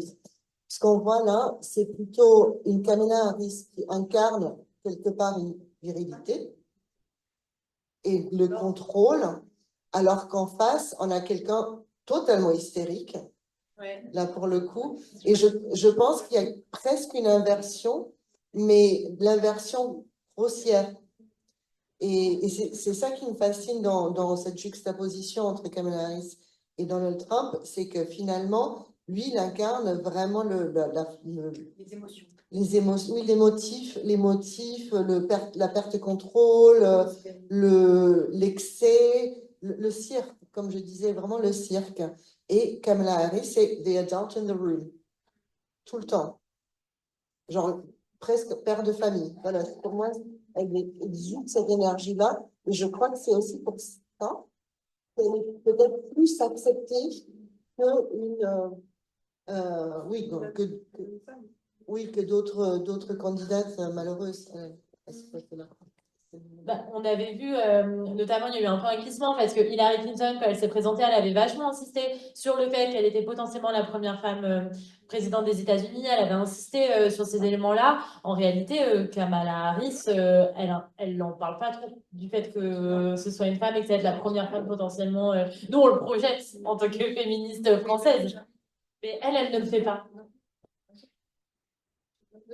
Non, il y avait même un vrai sujet là-dessus. Une journaliste, il y a 2 jours, lui avait posé la question, est-ce que vous représentez les femmes? Elle a dit, je représente tous les Américains. Donc vraiment, elle insiste sur le fait qu'on ne lui colle pas l'étiquette la candidate des femmes. Alors, je pense que les femmes se sont appropriées, hein, et puis elles ne le refusent pas, mais vraiment, elle se distancie de cette étiquette-là.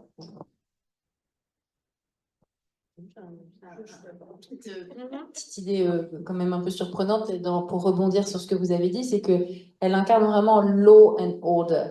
Donc voilà, le droit et l'ordre. D'abord, c'est une ancienne attorney general, donc et avant ça, elle était prosecutor. Son rôle, c'était de mettre des criminels en prison, hein. Enfin, c'est vraiment sa carrière, toute sa carrière. Et elle a longtemps été une figure controversée chez les démocrates, notamment quand elle était candidate aux primaires dans les élections précédentes, parce qu'elle était perçue comme trop répressive, en fait, trop dans la répression. Et donc, en fait, c'est un petit peu comme si elle faisait un remake d'une campagne de Nixon sur le droit et l'ordre face alors que c'était inversé, un Nixon était un républicain. Donc, en effet, il y a vraiment tout un tas de renversements, y compris, par exemple, sur la place du patriotisme ou du drapeau, des choses comme ça. Enfin, il y a beaucoup de renversements dans cette campagne.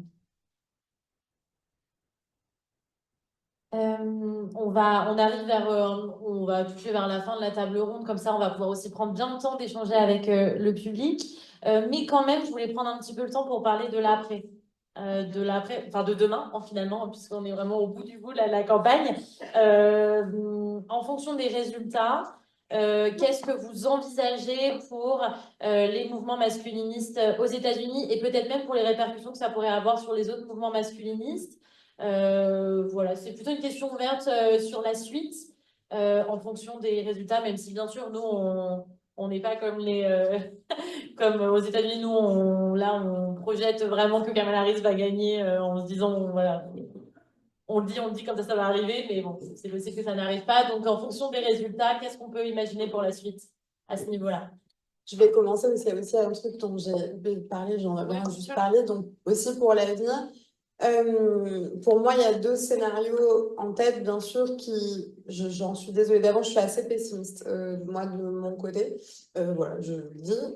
Je pense que si Kamala Harris gagne, et je le souhaite, j'ai peur malheureusement qu'on se retrouve avec une attaque du Capitole. Voilà. Dans le sens où Donald Trump, dans ses derniers discours, a dit It's gonna be a bloodbath. Ça va être un bain de sang. Voilà.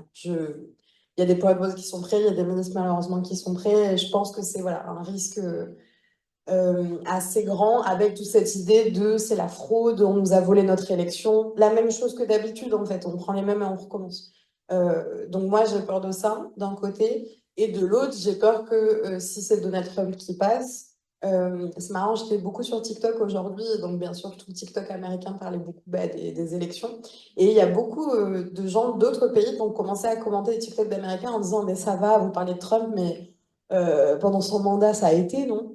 Et je me suis dit, mais en fait, les gens ne réalisent pas à quel point il y a eu des attaques, donc bien sûr sur le droit des femmes, bien sûr sur le droit à l'avortement, mais en fait, sur le droit des personnes migrantes et exilées, sur le droit des personnes LGBT, et quand on parle du genre dans cette campagne électorale, la désinformation autour de la question des personnes trans n'a jamais été aussi majeure et aussi violente. Parmi les personnes qui ont cyberharcelé à fond les ballons, désolé de l'expression de 80, et la boxeuse algérienne Iman Khelif pendant les JO de Paris 2024, il y avait Elon Musk, Donald Trump et J.K. Rowling. J.K. Rowling, on est habitué, à la limite, bon, c'est pas très grave. Mais voilà, on est quand même sur de la désinformation au niveau des personnes trans qui sont en train de, pour certains et certaines, fuir les États-Unis, à quel point s'il n'est plus possible d'être une personne LGBT. Il y a encore quelques années, dans une boîte d'Orlando, il y a une dizaine de personnes qui ont été tuées parce qu'elles étaient LGBT. C'est un attentat, hein, c'est voilà, tout simplement. En plus des attentats masculinistes dont on parle avec Stéphanie malheureusement très régulièrement. Donc il y a une attaque sur le droit des minorités queer parce que ce qu'il faut jamais oublier, c'est que quand on s'attaque aux minorités LGBTQ+, c'est pas juste s'attaquer aux minorités LGBT. Si vous n'êtes pas LGBT dans cette salle, peut-être que vous dites ça me concerne pas. Quand on s'attaque aux droits des personnes LGBT, c'est après on s'attaque aux droits des femmes, aux droits des personnes minorisées. Vous voyez ce que je veux dire? C'est un effet domino. Donc là-dessus, très important de parler de ça. Donc moi, ce que j'ai peur pour l'avenir, c'est alors la guerre civile. Je vais peut-être pas aller jusque-là, mais ça va peut-être être pas cool. Vraie atteinte sur l'avortement, sur la question des droits des femmes, sur la question des personnes migrantes, des personnes LGBT, sur la démocratie, le contrôle de la presse aussi, quand on a un président qui ne jure que par Fox News, voilà, c'est comme si on avait un président qui ne jurait que par CNews. Oh là, est-ce que ça va peut-être arriver? On ne sait pas. Voilà, je suis inquiète pour notre pays aussi. Et voilà, donc ça pose plein de questions. Donc, je suis pas très optimiste ce soir, j'en suis désolée. Mais voilà, moi, c'est un peu mon avenir. Et je pense qu'en fait, pour les masculinistes, pour répondre à ta question, excuse-moi, c'est très long, je pense qu'ils vont juste se sentir trop à l'aise, trop en confiance. Et moi, ce que j'ai peur, c'est que on sait malheureusement, quand il se passe quelque chose aux États-Unis, il y a une proximité quand même culturelle, géographique, même les contenus, comment dire, voyage de l'anglais au français. Moi, j'ai peur que ceux chez nous, là, ils se sentent trop à l'aise. On a encore des néo-nazis qui défilaient à Paris il y a quelques semaines, hein. C'est pas Voilà. Donc moi, ce que j'ai peur, il y a eu des jeunes filles qui ont été attaquées à Paris au mortier pour des soirées en non-mixité. C'est un attentat masculiniste, on est d'accord là-dessus. Voilà. Donc là-dessus, faut faire gaffe aussi. On se dise pas, ah, c'est les États-Unis. On a un peu cette image parfois des Américains, oh là là, ils votent Trump et qu'est-ce qu'ils sont bêtes, etc. Faites gaffe. En fait, il y a aussi pour moi un effet d'influence. 7 juillet, là, c'était il n'y a pas si longtemps, hein. Vous vous rappelez quand on a... Voilà, c'est il n'y a pas si longtemps. Donc je pense qu'il faut aussi mettre de l'eau dans son vin et regarder autour de nous. J'ai vu un TikTok aujourd'hui d'un mec qui expliquait, voilà comment on va vivre dans un état fasciste sous Trump si ça arrive. Ne dites pas que vous connaissez des personnes LGBT, ne dites pas que vous connaissez des personnes migrantes, aidez-les à fuir et fuyez vous-même. Ça m'a terrifiée de voir ça. Parce que je sais que ça va être une réalité pour certaines personnes de ma communauté et d'autres personnes que je peux connaître, quoi. Voilà, désolée, c'est très long. Excusez-moi. Alors, moi, je suis d'accord avec toi, Pauline. Si jamais donc Trump, peu importe s'il gagne ou il perd, il y aura de la violence, en fait. C'est même pas s'il perd, évidemment, il y en aura plus. Je ne pense pas qu'on aura un autre Capitole, mais ça va être beaucoup plus diffusé. Ça va être sur les Capitoles dans les États, parce que c'est comme ça que ça avait commencé en 2020. En fait, c'est terrible parce que moi, je suis les violences électorales dans les pays en voie de développement. Et j'ai suivi ce qui s'est passé en 2020 en direct et je savais exactement les personnes qui étaient en train d'organiser toutes les mobilisations d'astroturfing dans les États au moment que c'était en train de se passer. Et moi qui faisais des grands gestes, envoyer des mails à Twitter, à Periscope, à machin, voici la liste des personnes, il faut absolument supprimer les comptes. Rien fait, ils n'ont rien fait. Ils ont suspendu mon compte pendant quelques heures. Donc voilà, donc je pense qu'il y aura, parce qu'on dit Elon Musk maintenant c'est pire. Non, c'était déjà comme ça avant, en fait. On aura des violences dans les États. On va avoir des mobilisations masculinistes, pas forcément aux États-Unis, mais oui, ça va jubiler dans les autres pays où ils sont implantés. Ça, c'est sûr. Et surtout, si Trump gagne, c'est un blueprint. En fait, c'est un modèle qui vont pouvoir transposer dans plein de démocraties, l'adapter au contexte local, mais le transposer dans plein d'autres pays. Ouais, et il faut pas sous-estimer, en fait, c'est pas parce que j'ai écrit un livre dessus voilà, que j'essaie de vendre la menace là, hein, mais je suis pas CNews, mais il faut pas sous-estimer la menace que pèsent ces réseaux de gars. Alors, on les trouve absurdes à l'étranger, mais on n'arrive pas à reconnaître en fait leur dangerosité chez nous. Et ça, il faut vraiment faire attention. Faut commencer à les identifier. Mais pour ce qui est des États-Unis, si jamais Trump passe, ben, je pense que la démocratie va aussi passer. En fait, il a annoncé. C'est comme les agresseurs domestiques. Il faut écouter ce qu'ils disent, hein. Quand ils promettent qu'ils vont faire les choses, ils vont les faire. Tout ce que Trump a promis qu'il allait faire d'horrible, pas les trucs bien, en fait, pas les trucs pour lesquels les gens ont voté, hein. Le mur n'est jamais construit, tout ça. Donc, je pense que s'il dit il n'y aura plus de démocratie, il n'y aura plus de démocratie. Et le fait qu'Elon Musk, il achète une élection, ou achète des votes, montre déjà à quel point ces gens-là ne croient plus dans la démocratie. Pour eux, tout s'achète. En fait, ils sont même plus dans une démarche démocratique, du tout. Ils ont normalisé, en fait, l'absence de démocratie, tout s'achète. Oui, un tout petit mot optimiste. D'abord, pareil, pour abonder dans votre sens, mais sur le sujet du pire cas d'une victoire de Trump, c'est le règne de l'impunité. Il a déjà annoncé qu'il allait utiliser le pardon présidentiel pour accorder l'impunité à tous les criminels de l'assaut du Capitole et à tous les criminels qui sont ses potes, en fait, et surtout à lui-même, ce qui est l'une des raisons pour lesquelles il ne peut pas, il ne veut pas perdre. Pour lui, il ne peut pas perdre parce qu'il a des dizaines et des dizaines de procès. Enfin, dans sa vie, il en a des milliers, en fait. C'est un multicriminel, mais à un point. Enfin, c'est vraiment, il incarne l'impunité des criminels masculins dans tous les domaines, hein, crimes financiers, crimes sexuels, etc.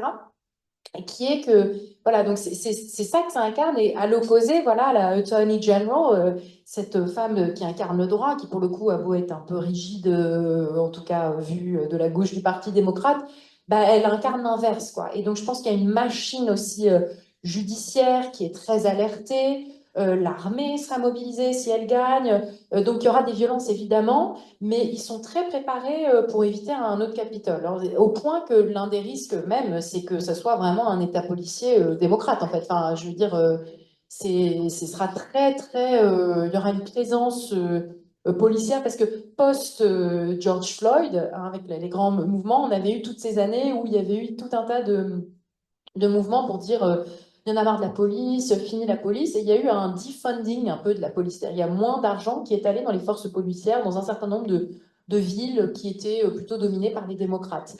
Et enfin 2 ans après, et même après encore avec Biden, on en est revenu de ça. C'est-à-dire que là maintenant, il y a énormément de recrutement de forces policières dans tous les États. Évidemment, les États républicains, ils n'ont jamais defundé la police, mais je parle des démocrates. Donc, il y a des forces de l'ordre, y compris Kamala, si elle gagne, qui seraient extrêmement mobilisées et ensuite pour poursuivre en justice tous les criminels. Donc, c'est pour ajouter un point là-dessus, voilà, sur la justice en fait et l'impunité. Merci beaucoup. Peut-être juste... Pardon, j'ai l'impression non, qu'on vous a pas déprimé, du je suis tout. désolée. Peut-être juste avant de laisser la parole au public, du coup, est-ce que on peut terminer cette table ronde sur comment nous, en tant que féministes, on peut se mobiliser? Ah, Pour l'élection, pour après, évidemment, parce que... en France, on va déjà Pour en s'occuper de France, ça. voilà, on Voilà. va s'occuper de nous, féministes françaises. Je pense qu'il y a un truc qui était hyper intéressant qui a été dit il y a quelques jours. Une des raisons pour lesquelles il y a eu ces surprises polls dernièrement en faveur de Harris, c'est qu'ils n'avaient pas pris en compte en fait à quel point les femmes étaient fâchées. Et il y a quelqu'un qui avait tweeté, je trouvais ça génial, c'est When women go silent, they organize. Voilà. Quand les femmes se taisent, elles sont en train de planifier des trucs. Voilà. Donc, je pense qu'il faut aller abonder dans le sens des masculinistes et leur délire et se dire, ouais, on va comploter. On va comploter pour la conquête du pouvoir et c'est possible. Et voilà. Mais oui, mais là, il faut... On a toujours fait dans le mouvement féministe. Quand on a fait le MLF en 70, on était un tout petit groupe et on complotait. Et on ne nous prenait pas au sérieux. Et quand on ne prend pas au sérieux les femmes, on gagne. Parce qu'ils nous sous-estiment. Notre force, c'est qu'ils nous sous-estiment. C'est ça, c'est ça. Donc, en fait, je pense qu'il y a une manière de militer peut-être moins bruyante, mais plus sur le grassroots.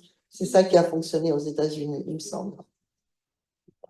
Pour abonder dans ton sens et rajouter peut-être autre chose pour peut-être celles qui sont comme moi issues d'une génération où on a appris le féminisme avec des hashtags et des posts Instagram. Je pense que la guerre culturelle en ligne, elle est importante. C'est-à-dire que les masculinistes, ils ont conquis les réseaux sociaux. Moi, c'est le titre de mon bouquin, hein, voilà, je ne vous apprends rien. Mais moi, ce que je compte ça, c'est que ça touche des ados. Je suis intervenante en collège-lycée. J'ai des gamins de 14 ans qui me disent 70% des filles, quand elles portent plainte pour viol, elles mentent. Et qui ne croient pas en mes statistiques, quand je donne des statistiques du ministère de l'Intérieur. Donc, il y a une question aussi de gagner la bataille de l'information, de gagner la bataille culturelle. Ça tombe bien, je suis journaliste et en plus, je fais du contenu sur Internet, donc tout va bien. Mais je pense qu'en tant que féministe, c'est important déjà de ne pas réagir si vous voyez du contenu masculiniste. Ils cherchent que ça. Ils cherchent que vous vous indigniez, que vous allez, même si vous êtes énervé, d'aller commenter, etc. Ne réagissez pas. D'accord? Dites-vous, voyez l'espèce d'oncle chelou au repas de famille, vous dites, oh là, encore, pourquoi il parle? Du coup, vous l'ignorez, vous voyez? Mettez pareil, il faut faire exactement pareil. Vous les bloquez, vous les signalez, hop, on passe à autre chose. Faut pas leur donner de la force, faut pas leur donner de l'intérêt, en fait, tout simplement. Parce que sinon, ça ne fait que les faire remonter dans les algorithmes. Pareil sur tous les réseaux sociaux que vous croisez. Créez du contenu si vous en avez l'envie, ou en tout cas peut-être repartager le contenu des autres, informatif, pédagogique. Et comme le dit, moi je suis une fille d'Internet et je pense que c'est important d'utiliser Internet dans la bataille culturelle, mais je pense que ça peut être bien parfois de se déconnecter pour aller comploter dans notre petit coin. Et en effet, donnant leur raison aux masculinistes, quand MeToo est arrivé en 2017, la plupart des groupes masculinistes, c'était en mode la prophétie est en train de se réaliser, les femmes veulent notre génocide. Voilà. Et en fait, c'était un peu réjouissif quand même, c'était un peu marrant. Moi, je trouve ça un peu drôle. Mais voilà, donc peut-être, donnant-leur raison, que, on est en train de leur faire perdre leur pouvoir, en fait. Voilà. Tout à fait d'accord avec toi sur ne pas nourrir la bête en ligne, surtout qu'en ligne, c'est le spectacle. Donc, en fait, il y a une mise en scène, donc ils vont jamais céder. En revanche, le vieil oncle à table, bah, il faut lui parler.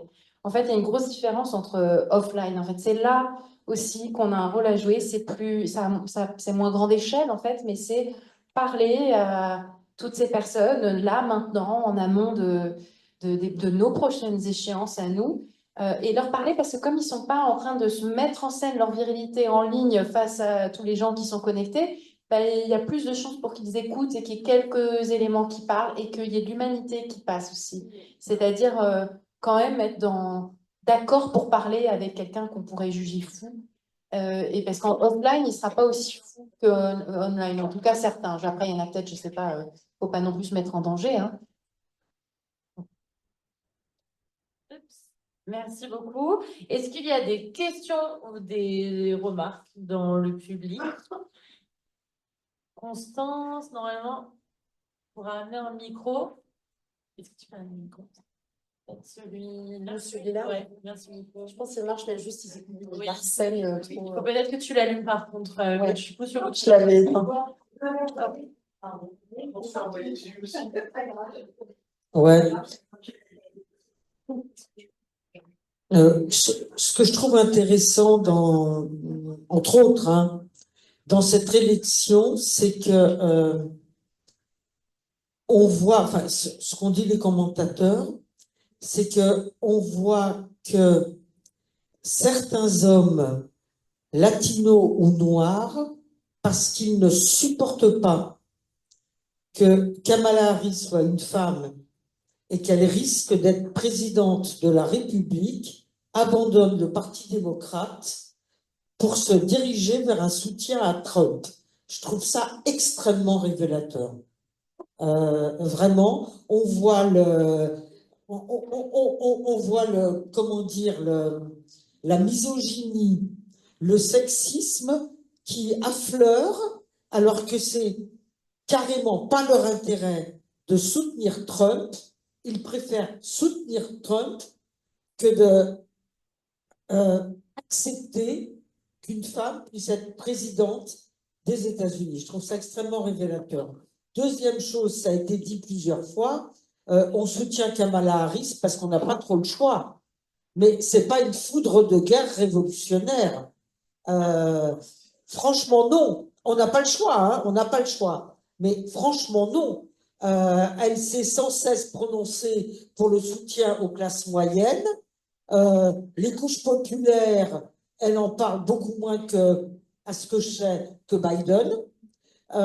Visiblement, elle a changé de position sur le mur par rapport au Mexique, etc., etc. On n'a pas le choix, on est condamné à la soutenir, mais franchement, c'est pas génial, génial. Si c'était pas une question, hein. Mais je réponds quand même. Hein. Alors, c'est pas une question. c'est un constat. Contribution à la discussion. Voilà, contribution à la discussion et je rebondis dessus. Alors, alors il y a des facteurs push-pull par rapport au vote des hommes afro-américains qui vont voter plutôt Trump. C'était déjà en construction en amont. Donc, avec la cooptation de certains rappeurs qui, d'ailleurs, depuis sont condamnés ou sont en voie de condamnation. Voilà. Conspirationnisme. Et d'ailleurs, il y a une mouvance OTEP qui s'appelle OTEP qui coopte aussi l'identité afrodescendante dans les pays occidentaux. C'est une forme de masculinisme aussi. Et ça, Trump, il a très bien su en jouer et les draguer. Maintenant, souvent, quand on voit les personnes qui vont donner leur soutien à Trump et qui sont racisés, les hommes qui vont donner leur soutien à Trump qui sont racisés, on voit aussi que ce sont des personnes plutôt nantis. c'est pas les pauvres. On n'est pas sur les classes populaires, on n'est pas sur les classes moyennes. On est plutôt sur des profils d'hommes qui ont déjà un surplomb dans leur communauté grâce à leur richesse et qui du coup se permettent donc de se placer en leader de leur communauté pour dire qu'ils vont voter Trump. Et il y a aussi bien sûr la question des valeurs familiales, mais des grands guillemets, hein, sur le fait que oui, il y a encore dans certaines communautés, notamment musulmanes, et on a vu avec l'adhésion de certains musulmans, des imams à Trump, il y a quelques jours, un des 5 grands points qu'ils avaient soulevés, c'était qu'il allait défendre les valeurs familiales. On sait très bien, il est l'avatar pour le patriarcat. Donc, pour eux, c'est important. Ça me surprend absolument pas que finalement ils vont voter Trump plutôt qu'Harris. Et après, ton autre constat, c'était Par rapport au fait que Kamala Harris n'était vraiment pas franchement de gauche. Mais qu'on n'avait pas le choix. C'est pas possible aux États-Unis. Tu sais très bien qu'aux États-Unis, c'est pas possible. Non, mais Quelqu'un d'accord, de gauche, je veux dire, tu le elle sais. est pas, le Parti démocrate est très hétérogène et Ah oui, elle n'est pas Bernie Sanders. Voilà. sinon, il n'y a pas d'élection. après les Biden était plus à gauche qu'elle, je pense. Il avait lien avec les syndicats, surtout. Il avait ce côté représentant du travail. Non, je disais, Biden, sa spécificité, c'était son histoire d'une relation historique avec les syndicats. Les syndicats, oui. Voilà, donc mais elle a essayé de surfer sur le même. Elle a envoyé Alexandra Ocasio-Cortez parler à Détroit, à United Automobile Workers, pour dire, voilà, vous, Détroit, pour faire appel à cette histoire-là. Donc, bon, mais elle n'a pas de toute façon, les syndicats entre Biden et là, ils ont eux aussi un peu viré. Il y en a qui ont viré Trump beaucoup. Hein. Donc, c'est moins mobile, enfin, c'est moins payant, on va dire, de chercher le soutien des délégués syndicaux. Est-ce qu'il y a d'autres interventions ou questions dans la salle ou en ligne? Je vois qu'il y a une personne là-bas. Oui, c'était une question sur... Dans le micro, juste pour que les personnes en visio puissent vous entendre. Merci. Oui, bonsoir. Une question peut-être pour Laetitia Vito. Et c'était par rapport à ce qui s'était passé déjà avec Cambridge Analytica à l'époque. Et puis maintenant, je regardais un peu, on parlait déjà de dark posting. Hein, c'est-à-dire des messages qui étaient envoyés, mais seulement à une personne, on ne voyait pas. Donc, vous pouvez raconter tout ce qu'on voulait comme saloperie, excusez-moi de le dire comme ça. Mais... Et apparemment, c'est monté en puissance. Et je me rends pas compte si aux États-Unis, durant la campagne, ils ont beaucoup utilisé ça parce que c'est vraiment infâme, quoi. On ne peut pas se défendre, quoi. Très probablement, oui. Je ne suis pas du tout une experte de ce sujet-là, mais le fait qu'il ait courtisé aussi toutes ces sphères de crypto-fanatiques, etc., c'est les mêmes univers, en fait. Hein. Donc, je pense qu'ils ont été très mobilisés, ils ont choisi leur camp, tout comme toute une frange des libertariens de la Silicon Valley qui a vraiment choisi son camp, alors que la Silicon Valley était quand même assez solidement démocrate. Là, c'est très partagé. Et beaucoup des... Alors, il y a eu des revirements parce que quand c'est passé de Biden à Harris, par exemple, et Andreessen, Horowitz, ils ont changé un peu d'avis et tout.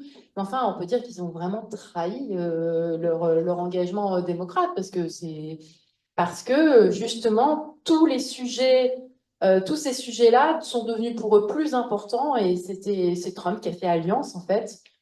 Mais c'est du grand n'importe quoi. Enfin, lui, il s'en fiche, Trump, en fait. Hein. Il s'en fiche de tout, en fait. Il s'intéresse qu'à lui. Hein. C'est presque, je vais dire, on va dire, c'est presque une source d'optimisme aussi. C'est-à-dire que il en a tellement rien à faire que s'il y a quelqu'un d'un peu trop puissant autour de lui en faveur des sujets qui comptent pour eux, il va les virer parce que ça met en péril son culte de la personnalité. Donc, c'est finalement une forme de protection, en quelque sorte une forme de protection, parce que, par exemple, même l'avortement, il s'en fiche, c'était une alliance, hein, mais enfin, il n'a pas d'idée, il n'a pas d'idéologie, enfin, à part moi, quoi.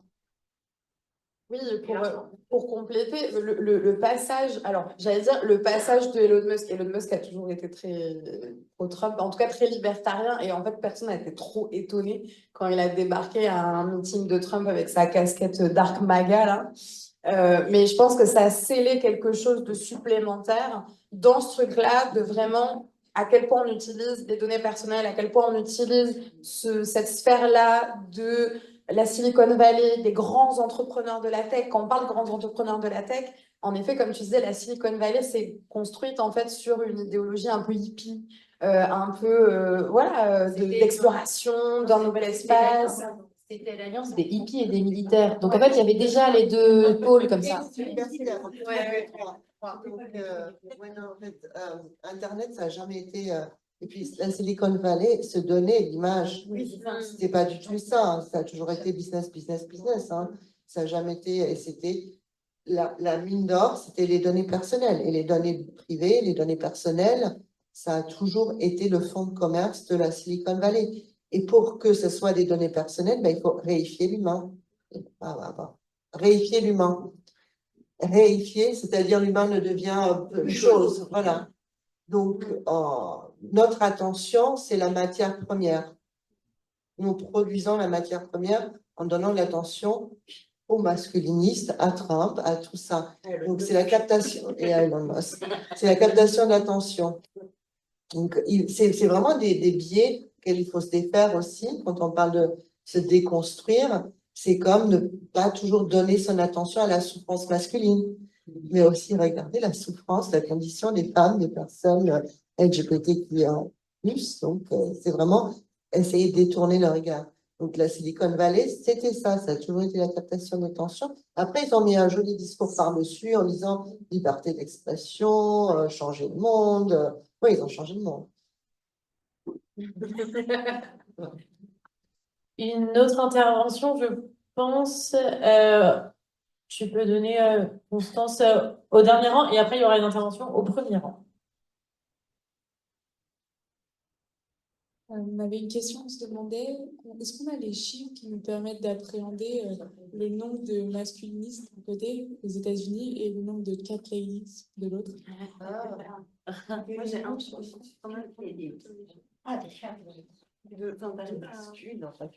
En fait, le problème avec les masculinismes, c'est que c'est notre idéologie. Donc, on peut renoncer, on peut y revenir, on peut en renoncer même toujours, on peut s'enfoncer dans la radicalité. Donc, c'est extrêmement difficile d'évaluer en fait le nombre de personnes qui sont engagées là-dedans. Après, est-ce que c'est vraiment une question de quantité ou est-ce que c'est une question de force de frappe?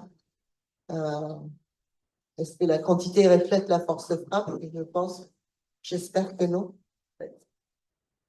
Juste au niveau des chiffres, c'est très, comme on disait, c'est très difficile en fait d'estimer combien il y a de masculinistes parce que, comme on dit, surtout quand on parle de choses et de contenus qui se passent en ligne, entre les personnes qui, comme moi, vont regarder pour le travail, les personnes qui vont hate watch, les personnes qui regardent et qui n'y adhèrent pas, les personnes qui regardent et qui y adhèrent. Enfin, vous voyez ce que je veux dire? C'est très compliqué en fait de voir. Le seul chiffre que moi j'ai réussi à avoir pendant mon enquête, il y a un chercheur qui s'appelle Manuel Horta Ribeiro qui travaille en Suisse à l'EPFL, qui, lui, a analysé la sphère, la manosphère anglophone sur Reddit. C'est très spécifique, d'accord? C'est très niche.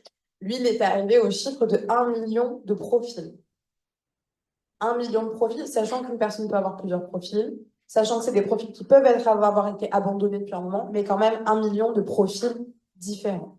Et lui, après, a fait des analyses sur est-ce qu'on retrouvait, par exemple, ces mêmes profils dans d'autres sphères, notamment conspirationnistes, du côté de l'alt-right américaine, etc., etc. Et lui, il constatait des convergences, mais qui n'étaient pas aussi, comment dire, directes qu'on pouvait le penser. Mais en tout cas, 1 million de profils différents, c'est le seul chiffre que moi, j'ai réussi à avoir en 5 ans d'enquête. Mais voilà, c'est le seul chiffre que j'ai. Sur les cat ladies, c'est plus compliqué parce qu'il n'y a pas de recensement des chats, des propriétaires de chats. Il n'y a même pas de... Parce que nous, en France, on a l'ICAD qui compte les chiens et chats. C'est comme un INSEE des animaux domestiques. Ouais, donc on a des bons chiens. Alors, par contre, tous les morts sont pas... ça surestime parce qu'on n'enregistre pas les décès. Mais donc, aux États-Unis, c'est estimé qu'il y a 75 millions de chats et que 60% des propriétaires de chats seraient des femmes. Mais c'est au doigt mouillé. Un chiffre qui est plus intéressant et qui, pour le coup, lui, est mieux connu, c'est le nombre de single ladies, le nombre de femmes qui vivent seules. Et là, on le sait, hein, la population, c'est 330 millions, il y a 52% de femmes et la moitié des femmes sont singles, vivent seules. Donc, on est à plus de 80 millions de femmes seules et elles sont de manière écrasante démocrates. Donc, c'est vrai que si on se dit 80 millions de femmes, alors elles sont peut-être pas toutes démocrates non plus quand même, hein, mais 80 millions de femmes solo et 1 million de masculinistes, on peut espérer quand même qu'on les écrase, non? Mais bon. Il y a... C'est de quel âge à quel âge? Comment? 86 millions de femmes seules, c'est de quel âge à quel âge? Tous les âges. Elles sont tous les âges. Les bébés vivent pas seuls en général. Donc non, c'est des femmes adultes de tous les âges. Il y a une intervention au premier rang. Oui, ça rejoint un peu la question d'avant, mais je voulais savoir à quel point le masculinisme, c'était un phénomène, enfin, c'était quoi l'ampleur du masculinisme dans des pays comme la France ou les États-Unis? Parce qu'on en voit beaucoup sur les réseaux sociaux si on cherche un peu nous-mêmes, mais j'ai l'impression qu'il y en a beaucoup aussi qui n'en entendent pas forcément parler. Ta question, si je comprends bien, c'est à quel point il faut qu'on s'inquiète ou à quel point... Non, mais vraiment, c'est une vraie question. À quel point il faut qu'on s'inquiète? Il faut qu'on s'inquiète. Raison très bête. Halloween, c'était il y a combien de jours? 4 jours, 5 jours? Je ne sais pas si pour celles qui résident en région parisienne, je vais le répéter, il y a des jeunes filles qui sont allées faire la fête au parc de la Villette dans une soirée en non-mixité. C'est-à-dire que les hommes n'avaient pas le droit de rentrer. Ces filles-là, en terrasse, elles se sont fait attaquer au mortier. D'accord? Par des mecs, j'ai les informations, je suis en train d'écrire une enquête dessus, mais par des mecs qui n'ont pas pu rentrer dans la boîte. Ils ont été vénères de ne pas pouvoir rentrer dans la boîte, ils se sont dit, bah tiens, on va tirer sur les mecs. Ça, c'est un effet concret du masculinisme.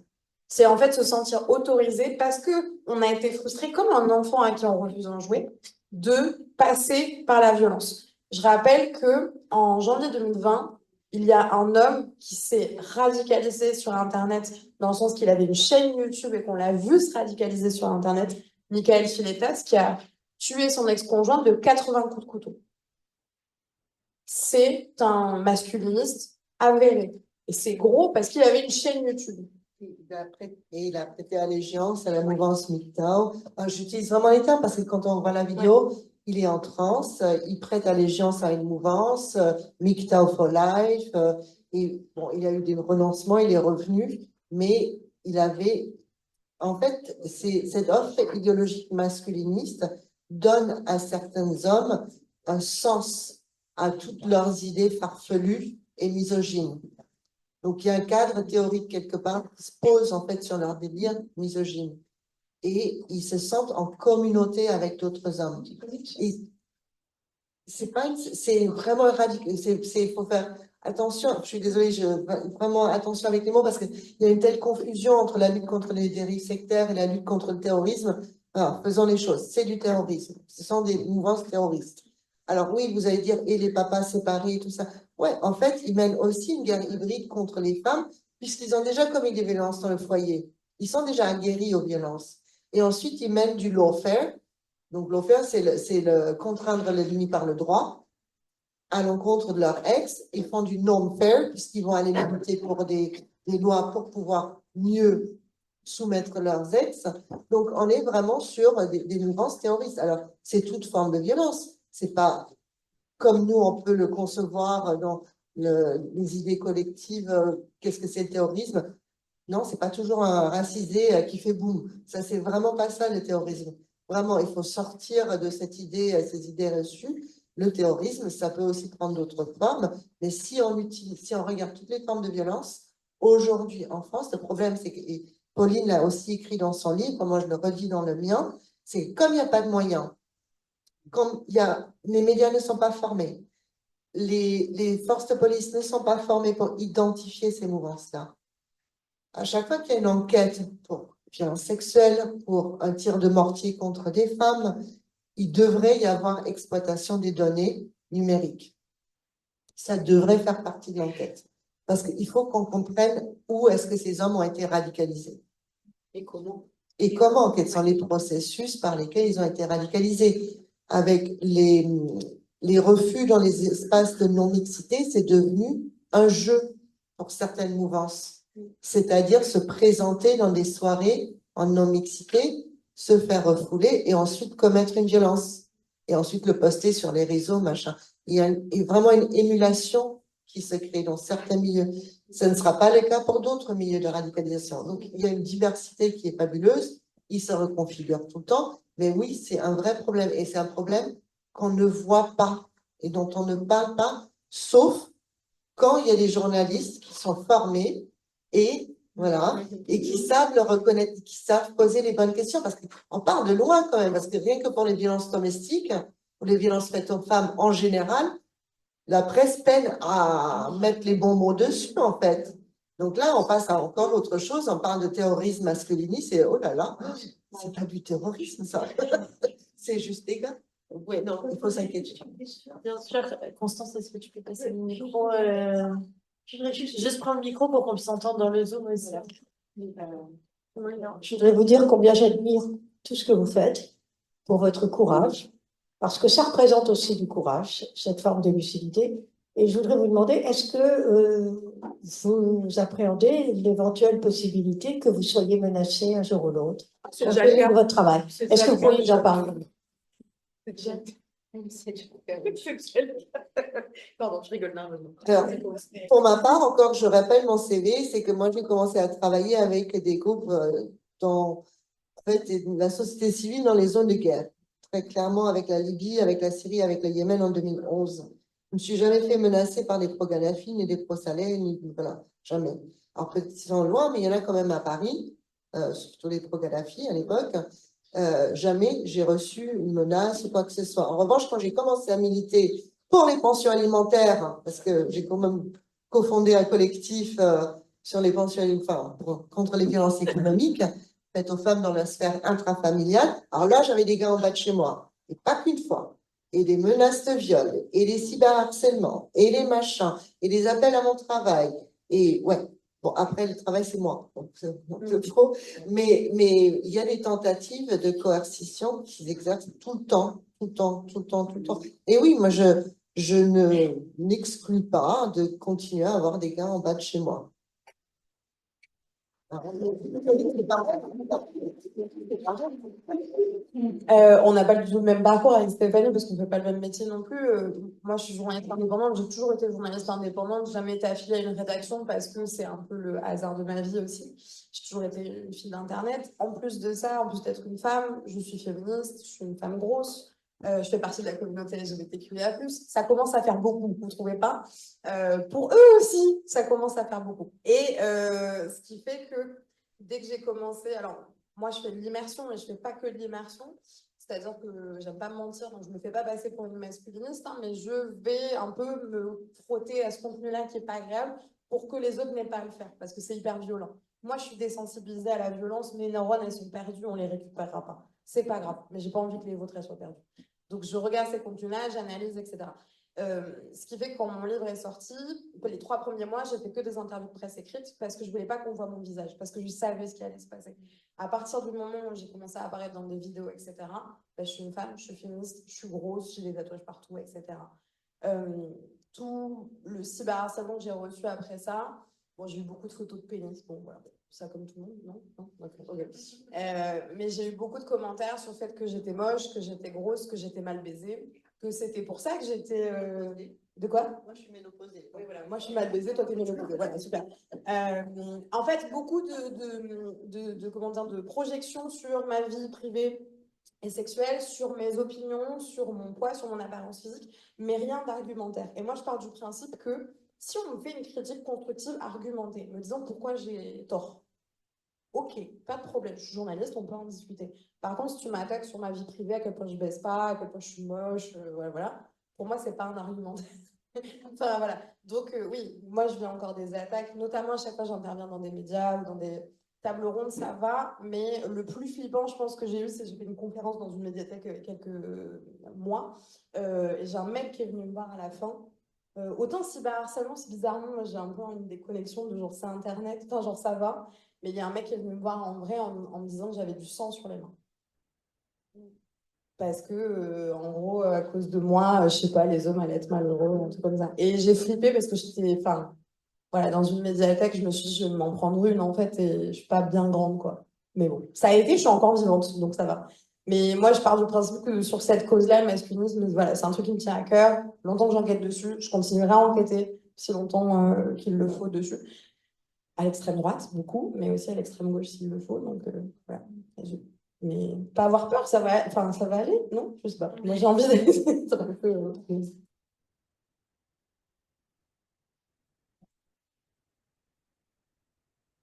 Il y a une question dans le chat sur une candidate, donc il me semble que c'est Jill Stein. Voilà. Donc c'est Monique Dantal, pour celles qui la connaissent, qui pose la question donc de cette candidate entre guillemets verte qui se présente depuis longtemps et quel rôle elle peut jouer pour l'un ou l'autre des candidats. Je ne connais pas assez, je passe le micro. Jill Stein, plutôt libertarienne, hein, enfin, donc il y a une culture libertarienne aux États-Unis qui est très forte. Il ne peut pas ne pas avoir un ou une candidate. Bon, ça fait quelques années, quelques fois maintenant que c'est Jill Stein. C'est problématique quand c'est très, très serré, parce que ça a cet effet de saper en fait des votes qui pourraient éventuellement aller à une candidate Harris. Maintenant, elle est là, elle fera toujours quoi, 1 ou 2%, pas plus. C'est une constante, mais il faut qu'elle soit là aussi. Enfin, ça fait vraiment partie de la culture américaine d'avoir cette offre politique-là. Donc, rien de plus. Oui, puis c'est pas très très clair non plus le report dans les swing states, etc. Et de toute façon, c'est très très marginal statistiquement.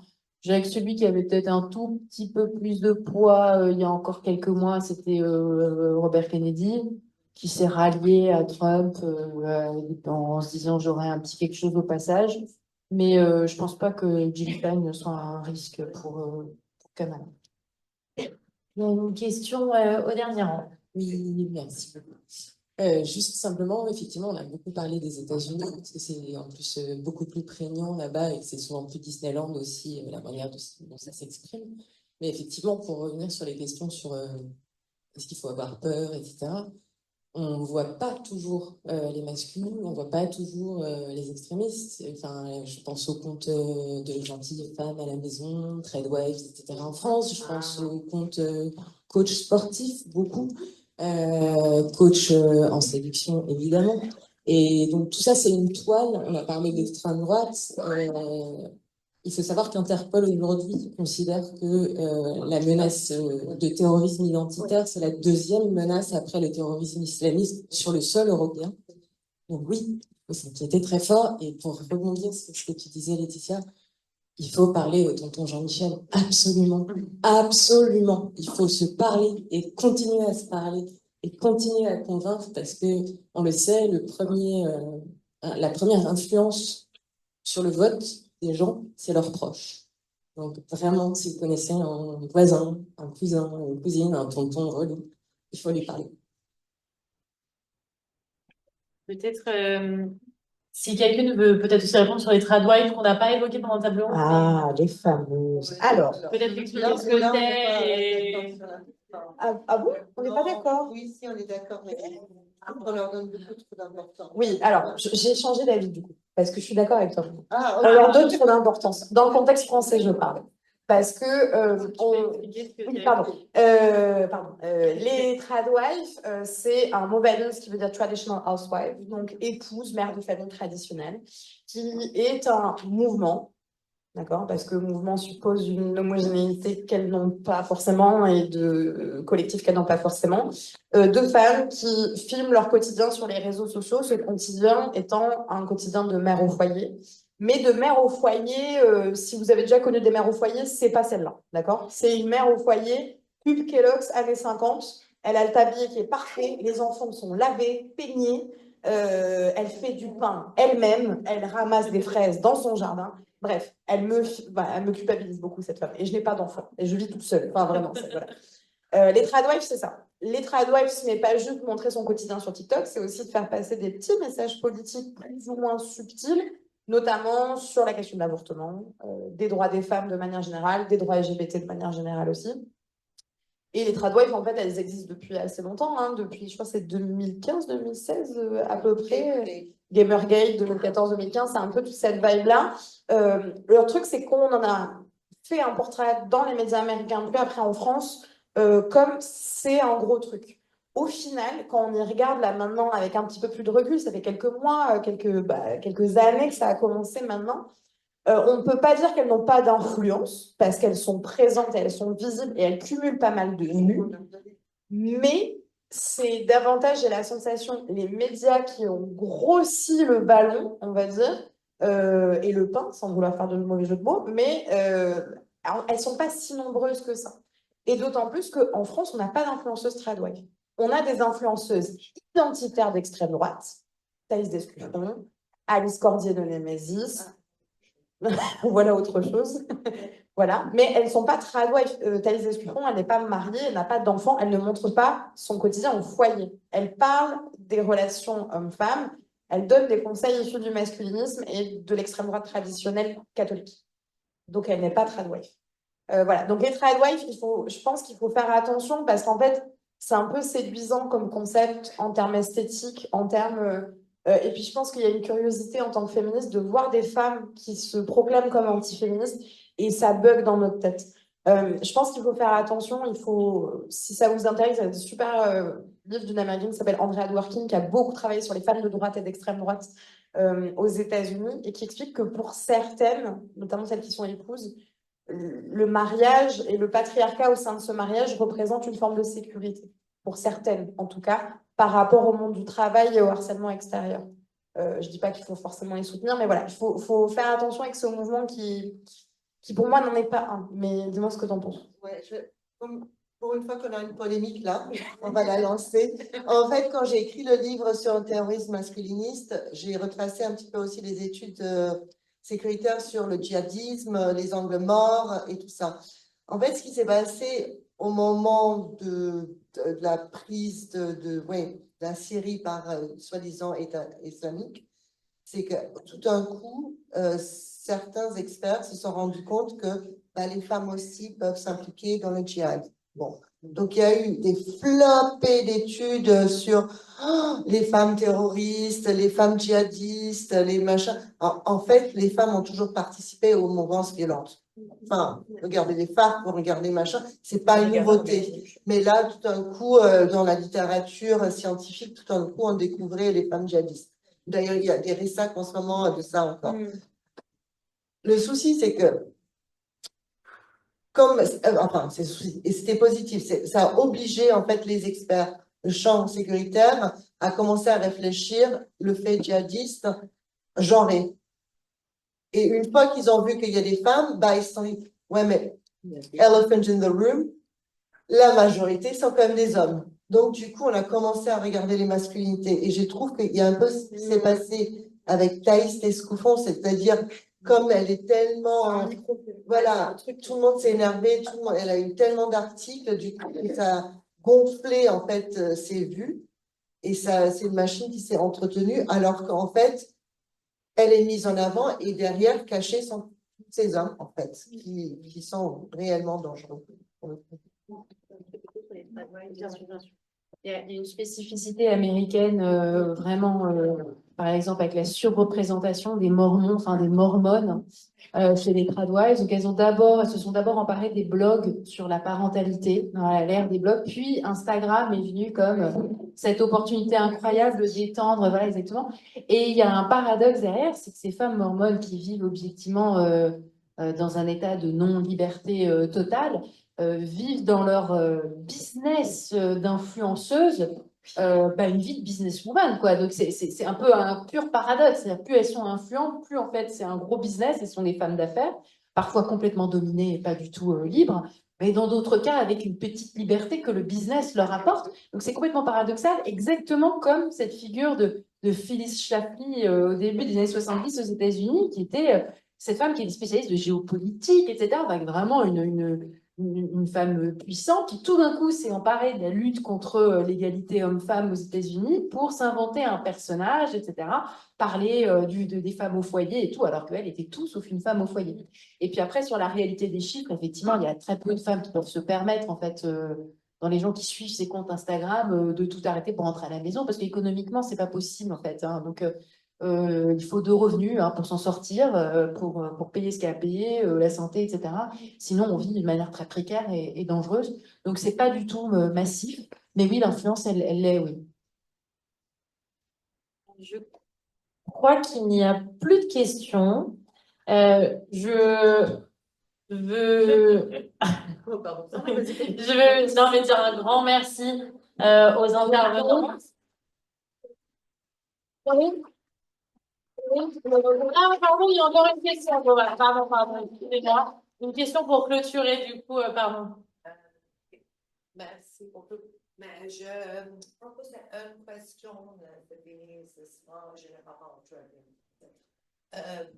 How do you analyze and cope as feminist groups with prostitution that is abusing young girls and women worldwide? Okay. Are you taking some actions to In English. Peut-être, ouais, on va peut-être faire un peu des traductions. subject, but Alors. it's on my mind I live in 4 cities and I see a lot of Brussels, Athens, Berlin, and seeing a lot of prostitution from very young girls, and in Belleville where I live, young Chinese girls. Alors, je dis qu'est-ce que se passe avec votre communauté féministe avec le problème de profiting from young girls in prostitution. Alors, la question porte sur la prostitution des mineurs.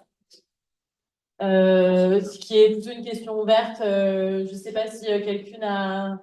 On va la relier au masculinisme. Voilà, ouais. Okay, thank you very much for your question. Would you like me to do it in English or in French? Are you good in I French? would prefer in English, sorry, for the audience. Are you okay in English? S'entraîner un petit peu. All right. So, because the subject tonight is masculinisms, right? One of the main male preachers of masculinism is Andrew Tate. And Andrew Tate has set up a method of how to exploit women and young girls, make money off them, and then cast them away. Yeah, Right? get rid of them. Exactly. So that's being duplicated by young men all over the world, even in France. Now, we're not talking about the same things that you're talking about. You know, I'm just trying to link it to the subject tonight because otherwise it's a huge subject. Yeah. Okay. All right. So people like Andrew Tate now have major political influence. And unfortunately, yes, they are sexual predators, but not only are they sexual predators, they're teaching other men how to be sexual predators and making money off it. Exactly. So we need to go after the money. Yeah, that's the target. That's the target. Yeah. Il y a une deuxième table. Merci, thank you. Thank you. Merci beaucoup. Alors, voilà, donc un grand merci aux intervenantes pour cette table ronde qui nous a beaucoup apporté.